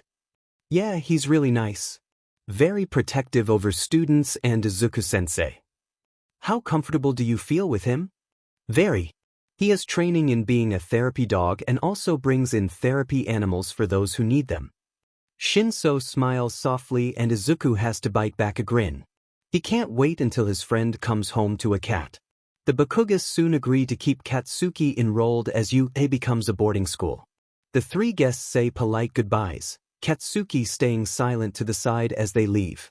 Izuku takes a look at the house as they leave, and finds himself vaguely aware of how the tree he sees in the backyard had the juiciest cherries. "So those were the people who knew Kidyu?" Shinso asks Izuku as they sit in the car. "Yeah, I don't really remember it but I vaguely knew the house. Like, that house could have been something I saw over my cameras in how I knew it. Some areas I kinda know and the rest is a mystery." Izuku shrugs, "It's not like it matters that much to me." Shinso hums and Nedzu pats Izuku's face. "Let's not think about that. Now, Izuku, I know you have your theories on Endeavor. If you think that we can get evidence from Todoroki-kun today, I have papers to take him into custody with the Concerned Heroes Act. Since it's your theories, you are the hero that will be responsible for Todoroki-kun and if we get no evidence, it will be on you." Izuku nods and takes a deep breath. That's right. He can possibly take Todoroki out of his home and into somewhere safer. I just want him to be safe. Izuku delves into his thoughts, wondering how he can get the bichromatic teen to expose his father. If Todoroki even trusts him enough. Hopefully. Izuku is pulled out of his thoughts when the car stops outside of a large wooden gate. He exits with his father and student, the chimera settling to sit on Shinso's shoulder this time, letting Izuku hold the briefcase. Izuku rings the doorbell next to the gate. A woman's voice quickly comes through a speaker above the bell. "Ah, hello? Is this Shudo's teacher and principal?" Along with another student, "Yes." Izuku answers smoothly. "Great, I'll open the gate up and meet you at the door." Izuku hums in confirmation before she pops his neck and shakes his arms out. The gate opens and Izuku enters, feeling himself slide into a different role. A role that picks up more on details. What kept him alive for years as a child? What helps keep his fellow heroes alive when they're on the field? Izuku is no longer the weird teacher or son of the principal. Izuku is a hero. Trained to kill before he thought of PBR. Analyzing everything before then. And he is here to find evidence for something he's suspected for over half his life. The woman they meet at the door is just a little older than Shinso and Izuku. She has snow-white hair with red highlights, gray eyes behind red cat eyeglasses. Shudo is just behind her, slightly favoring his left leg. Izuku looks at his student with sharp eyes to try and find anything else. Bruised knuckles, bruises he can barely see under the sleeves and neck of the black turtleneck the heterochromatic teen is wearing. Hello, let me introduce all of us. Nedzu hears. Am I a rat, a bear, or a mouse? It doesn't matter because I am the principal of U.High. Nedzu taps the top of Izuku's head from his position on Shinso's shoulder. This is my son, Izuku. He is Todoroki-kun's teacher. And this, Nedzu taps Shinso's face, is his personal student and U.A's ward, Shinso Hitoshi. He's also a member of 1A. Ah, well I'm Todoroki Fuyumi, Shudo's older sister. Unfortunately, father was called out to a mission not even an hour ago. Izuku notches how she looks back at Shudo, her eyes lingering on his leg. How unfortunate. Are you legally able to sign off on things for Todoroki-kun? Nedzu asks. Fuyumi hesitantly nods and Nedzu hums. Please, come in, would you like any tea or perhaps coffee? Fuyumi says, stepping aside to let the three in. Coffee, please, Izuku and Shinso say together. They quickly switch to guest slippers laid out for them by the young woman as she nods. Shudo, can you please show our guests to the sitting room? Shudo nods and leads the three into a rather large room. Two sofas face each other near a fireplace, a table between the tables. The traditional setting makes Izuku feel slightly uncomfortable, used to the sleek institutionalized environment of the school. He pays attention to the imp his student has, and has already made up his decision. But, just to make sure, he asks a question. Todoroki, what was your father doing before he left? Izuku asks calmly, a small fake smile on his face. The boy looks at him for a few solid seconds, holding his stare before replying, he was beating me in the guise of training and I would like to not be here. Izuku blinks and looks to his friend and dad, who both look at him with wide eyes. Well, I was already going to get you out today, but this just makes it easier, I suppose. Izuku says, sitting down, open the suitcase and pull out the appropriate paperwork. He quickly begins to fill it out, asking for his student to sign a few things and asks for his dad to act as witness. By the time that Fuyumi has come in, they just need to turn the paperwork in. Shudo looks up to his sister before just saying, I'm out. It takes a moment for the woman to process and understand what her little brother has said before she drops the tray and holds up her hands to her face, quickly running over, ignoring the hot liquid and broken ceramic on the floor. She hesitates, almost reaching out to her youngest brother before stopping and holding herself back. She squeezes her hands into fists near her collarbone and nods. I'll go visit Natsu for a little while until I find my own place, okay? We can do what Tatsuya wanted. A few tears slip out and she nods before turning to the school representatives in the house. Please, if you need someone to come forth as a witness for any trials, my phone number is listed in his files and I can get my brother to do it too. She looks down and shakes her head. No, I can't stand here and make excuses for everything. Father killed Tuya and there's nothing saying he won't do the same to Shudo, and we never spoke up because we weren't the ones he paid attention to, so it. Izuku inwardly sighs and places a gentle hand on Fuyumi's shoulder. You are being neglected. That's still abuse. Don't blame yourself when you are also a victim. Blame your father. It's not your fault. The words Izuku speaks almost send him back to a time when he was less stable, but he pushed it down. He is acting as a hero right now. He's the next principal of U.High. Trained by the one who has overseen the education of heroes for decades. Has several college degrees at the age most enter high school. He's not the ex-assassin who was used and abused. He can help others who feel guilt for their abuse. Right? Well, miss, it would be wonderful if you were to sign this paper for my son to officially remove your brother from your father's care and instead be moved to be overseen by Yude and its associates. Nedzu jumps from Shinso's shoulder and grabs the papers from where Izuku had left them. The papers are quickly filled out, and a bag of things Shudo wishes to keep is grabbed. Izuku doesn't pry while his student grabs his belongings, instead grabbing Shinso and pulling the purple net around to watch Izuku investigate. He starts to peer into rooms before backing out, looking for an office. Thanks to Todoroki's confession, I can say that as a concerned hero I wanted to search the home. And since he confirmed my suspicions of abuse, and we can use his testimony combined with Detective Tsukachi to provide evidence for that. But we need solid evidence for everything else. Okay, what are we looking for? Shinso asks, keeping up with Izuku. Papers regarding Todoroki's parents' wedding. Or something from his mother's family. Her maiden name is Hanayuki. Receipts or something. Hanayuki Rei was bought and forced into a Quirk marriage. Izuku peers into a room and stops. A massive desk, filing cabinets, and a computer. Inag, Izuku says, slipping in.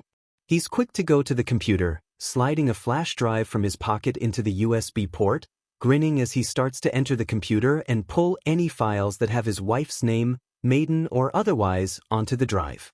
He can hear Shinso picking locks and shuffling through files. Izuku mutters to himself as he looms over names of various files across the computer. Izuku doesn't hesitate on taking any information Endeavor has on villains either. The man isn't good at communication, and probably has information on villains that the Hero Commissions doesn't even know about. And they have spies in villain organizations. I found a folder just labeled Rei, should we take it? Shinso asks as Izuku finishes looking through the moderate amount of files on the computer. Probably we should head out now. I think Dad might just send us back to you today and have us set up in the dorms since we now have Todoroki and he needs to get moved in. Izuku gets up, grabbing the flash drive and wonders if the kitten will be ready yet.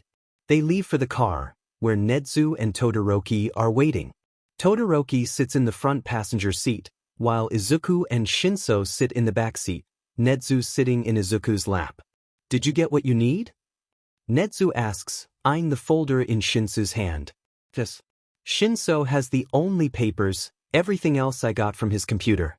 Let me guess, we're going to go get started in the dorms and you're going to take 13 and Cementos to the rest of my class, since 13 was also a ward and Cementos knows me more than any other available staff member. Excellent work, Izuku. Though, I will have to say, I think bringing Hound Dog instead of Cementos would be more effective at guaranteeing the safety of the students, since he will be living in the same building. But isn't Hound Dog still busy with something this morning? Izuku asks, wondering what his father is saying. Ah, yes, but that finished early. He'll be waiting for us at the dorms. I was able to have some staff members move your items, Izuku. Same for you, Shinso. Shinso looks at the chimera, confused, but we were going to be gone all day? Izuku hums, not really. Even if Todoroki hadn't confessed, this would be how it would have ended up anyways. It's just easier now, since 2 heroes and a hero student were there to see the confession. People who know me know I don't like Endeavor. If I was the only one confessed to, there would be issues. But, since you and Dad are both witnesses, T's more believable. Even if you two are close to me, you both have your own morals. Dad would never let anyone abused live in that situation, and doesn't lie when it comes to abuse cases. You're not the biggest fan of lying, and probably wouldn't do something like this, no matter who it's for. Izuku can feel everyone looking at him as he looks down at his phone.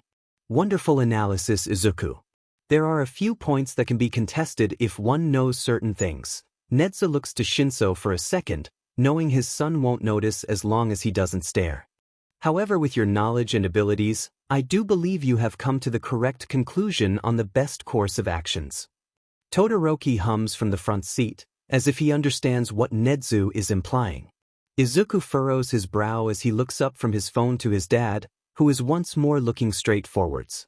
What am I missing then? Nothing too important for now. Though I do expect you to figure it out soon enough. Izuku blinks and sighs. I thought we were done with the mind games after we made Yamada so scared Aizawa couldn't get him to sleep for a week. Done with mind games involving staff? Yes. But there is no staff involved in this, Izuku. You guys are doing it again, Shinso interrupts. No super analysis stuff unless there's something that can record Izuku's muttering and T for Nedzu to hold, so he doesn't plan the destruction of humanity. Also, it's too early for this. How are you able to think this early? Who said I slept last night? Izuku says automatically before freezing up as he realizes who he just told that to. Izuku? Shinso asks, voice serious. I didn't mean to, but when I was about to finish off, I saw someone getting kidnapped, and so I had to help with that, but the hero I was working with ended up getting left behind, so I was trying to find someone else to help, and then I found where that massive trafficking ring in Tokyo was, so I had to help with that, and they were setting up a sale that night, so I had to get some heroes involved and help. Izuku rushes out. He doesn't want to face the wrath of Shinso because he can't take care of himself if someone is in danger. Show me the paperwork for it later and we'll see. Shinso says before turning to look out the window. I can do that. Filled it out last night as the case was happening. You can get set up and look over it. I did not stay up all night watching an anime to then cry over it this time. Izuku assures, nervous that he'll still somehow F up and be deprived of cuddles. For some reason, they calm him down more than anything else. Shinso's presence alone makes his days just a little better, and being able to watch Netflix together on a couch is something he treasures. They pull up to Heights Alliance, where 13 and Hound Dog are standing outside. Izuku bites down a wide grin and instead just calmly waits for his dad to leave his lap before leaving the car. Izuku, Shinso, Todoroki, and Hound Dog all move to enter the building. I'll take the suitcase when you get the paperwork you need for Todoroki-kun, Izuku. Oh, and it's waiting in your unit. Hound Dog says as he unlocks the building and tosses the keys to Izuku. Izuku nods and the four enter the dorms for the first time. The teenagers slips off their shoes and Izuku grins at the slippers already available, red ones for him, Shinso's usual dark purple ones, and a pair of white ones that have little designs based around his quirk. Izuku moves to the common living room and quickly removes the papers he needs from the suitcase. There we go, please don't hurt anyone today. Izuku says as he passes the suitcase over. The school counselor nods before leaving. Izuku grins wide, right? Well, Todoroki, you can choose any room you want in the male side, I'll just make the arrangements around you. Shinso, your room is in my apartment so that curfew bots don't get alerted when we're doing our weekend lessons.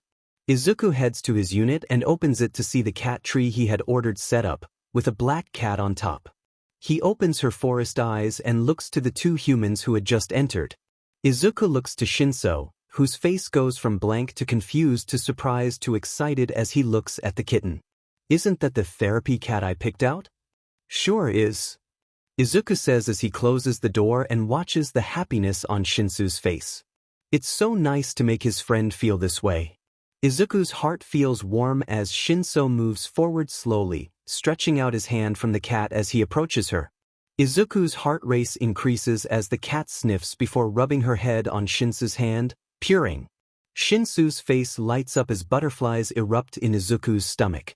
And Izuku finds himself suddenly in realization of something that changes everything. I think I'm falling in love with Shinso. Izuku sits in his office, looking over the files of a certain student from Gen Ed. A student with a healing quirk. The person who Izuku thinks would be the best candidate for One for All, Amari Tadaban. Their student ID photo shows a teenager with syrup-colored skin dusted with pastel purple freckles. Their hair is pulled into two buns on the sides of their head, the texture similar to cotton candy, with the left side baby pink and the right side baby blue. Light stubble, doing what Izuku calls the PBRY mustache-beard combo. It matches the hair on either side of the face, and looks more scraggly than Aizawa's facial hair. Izuku quickly moves to the quirk to try and understand it more. Sweet healing, their body heals all wounds quickly using stored-up sugars. The speed is so impressive that if there is enough sugar, a broken bone can be healed in 5 minutes. Izuku chuckles at the enthusiasm. There's always been a sort of awesome power that comes with healing quirks. Even if they're solely self-profitable, others are always impressed. It's one of the few times that others get as excited about quirks as Izuku. And this quirk in particular. According to the research Izuku conducted when the student's file was originally sent to him, the Amari family comes from South Africa. There, they have a chain of candy stores, the sweets produced mostly by the most prominent quirk in the family, a candy body quirk. Basically, it makes the body of the user into various candies, including anything their body produces.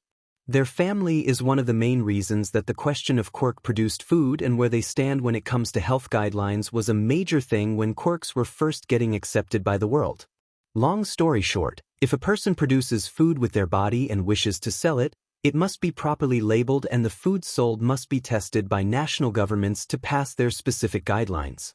For Japan, it's not lax but not strict, just making sure that the food won't harm anyone and can actually provide some nutrients. And the Amari patriarch in Japan has a quirk that matches those guidelines. So, he expanded the family store to Japan after his marriage to, and Izuku had to double-check this himself, Recovery Girl's daughter. The heroine explained to Izuku that her late husband's quirk, a general boost to all of his body's functions, had combined with hers to form a self-healing quirk that took energy from the user, her daughter. The family is small, but it wasn't always.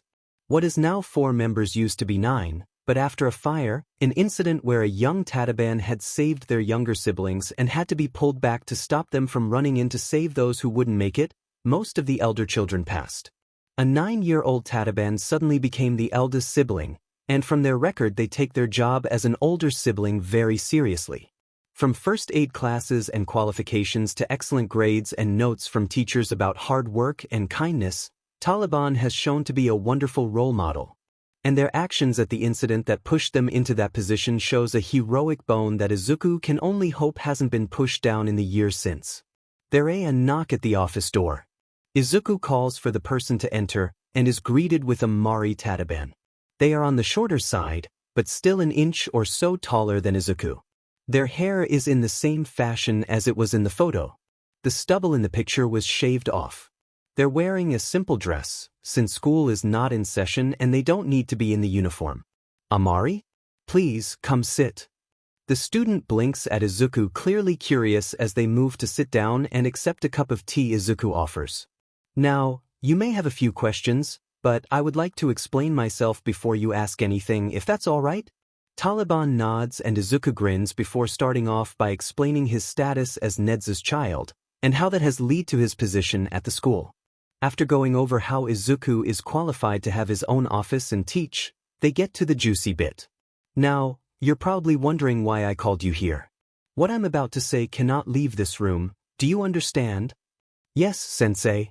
Amari responds, looking at Izuku in the eyes. Good. Now, there is a hero who happens to have a very powerful quirk. A quirk that can be passed down from one user to another. This hero is the 8th holder, and is looking for someone to pass his quirk onto. This quirk is very powerful, and comes with a great responsibility. The mastermind behind the attack on the USJ has been fighting users of the quirk since the beginning of Quirks. Being a hero with a powerful quirk like this will rocket one up the ranks quickly, but will also stress them out immensely. But, if you are to accept it, this quirk can be passed on to you. After Izuku's research, he has no DBTS about the person he thinks OFA should be passed to. And his choice is encouraged by the response of, "May I think about this and get back to you?" Izuku gives the student a week to think the offer over before he heads back to the dorms. Truth is, he realized he's maybe developing feelings for Shinso and found the first excuse to leave. So, he told his friend to help Todoroki with anything that the younger teen may want and called the Amari household to talk with Taliban. And now he has to face Shinso once more. Izuku walks into the dorms and finds Shinso and Todoroki on the couch together, Shinso's favorite BuzzFeed unsolved episode on the TV. That pizza looks American. Shudo says as Ryan explains the Mothman pizza. What does that even mean? Shinso laughs as Izuku walks up. The sound makes Izuku's heart speed up. The green net tries to ignore the thoughts of how wonderful Shinso's laugh is as he flips himself onto the couch, his head landing in the slightly older teen's lap. Do you want to try candy-made form, a popular family in South Africa sometime this week, or do I need to find another minion to help with my bidding? Shinso hums, what type of candy? he asks as his fingers start to comb through Izuku's curls. Well, the type I'm interested in the most is the taffy and cotton candy. The family is the reason for laws about Quirk-made foods. Izuku closed his eyes as long, slender fingers tangled themselves into his hair. Well now, this just sounds like the perfect candy store for you. Shinso chuckles as his fingers catch onto a tangle and carefully pull it apart. Quirks? Sweets? What else? Do they sell notepads and pens? They might. Izuku hums. Like ones designed after sweets? That would be cute. Izuku's eyes open and a large grin spreads on his face. Do you think they'll have hose notepads that look like something but all just sweets? Shinso chuckles. I'm sure if they don't your dad can find you some. Surprised he hasn't actually. Izuku shrugs and adjusts his body so he can watch the T.V where YouTube is streaming.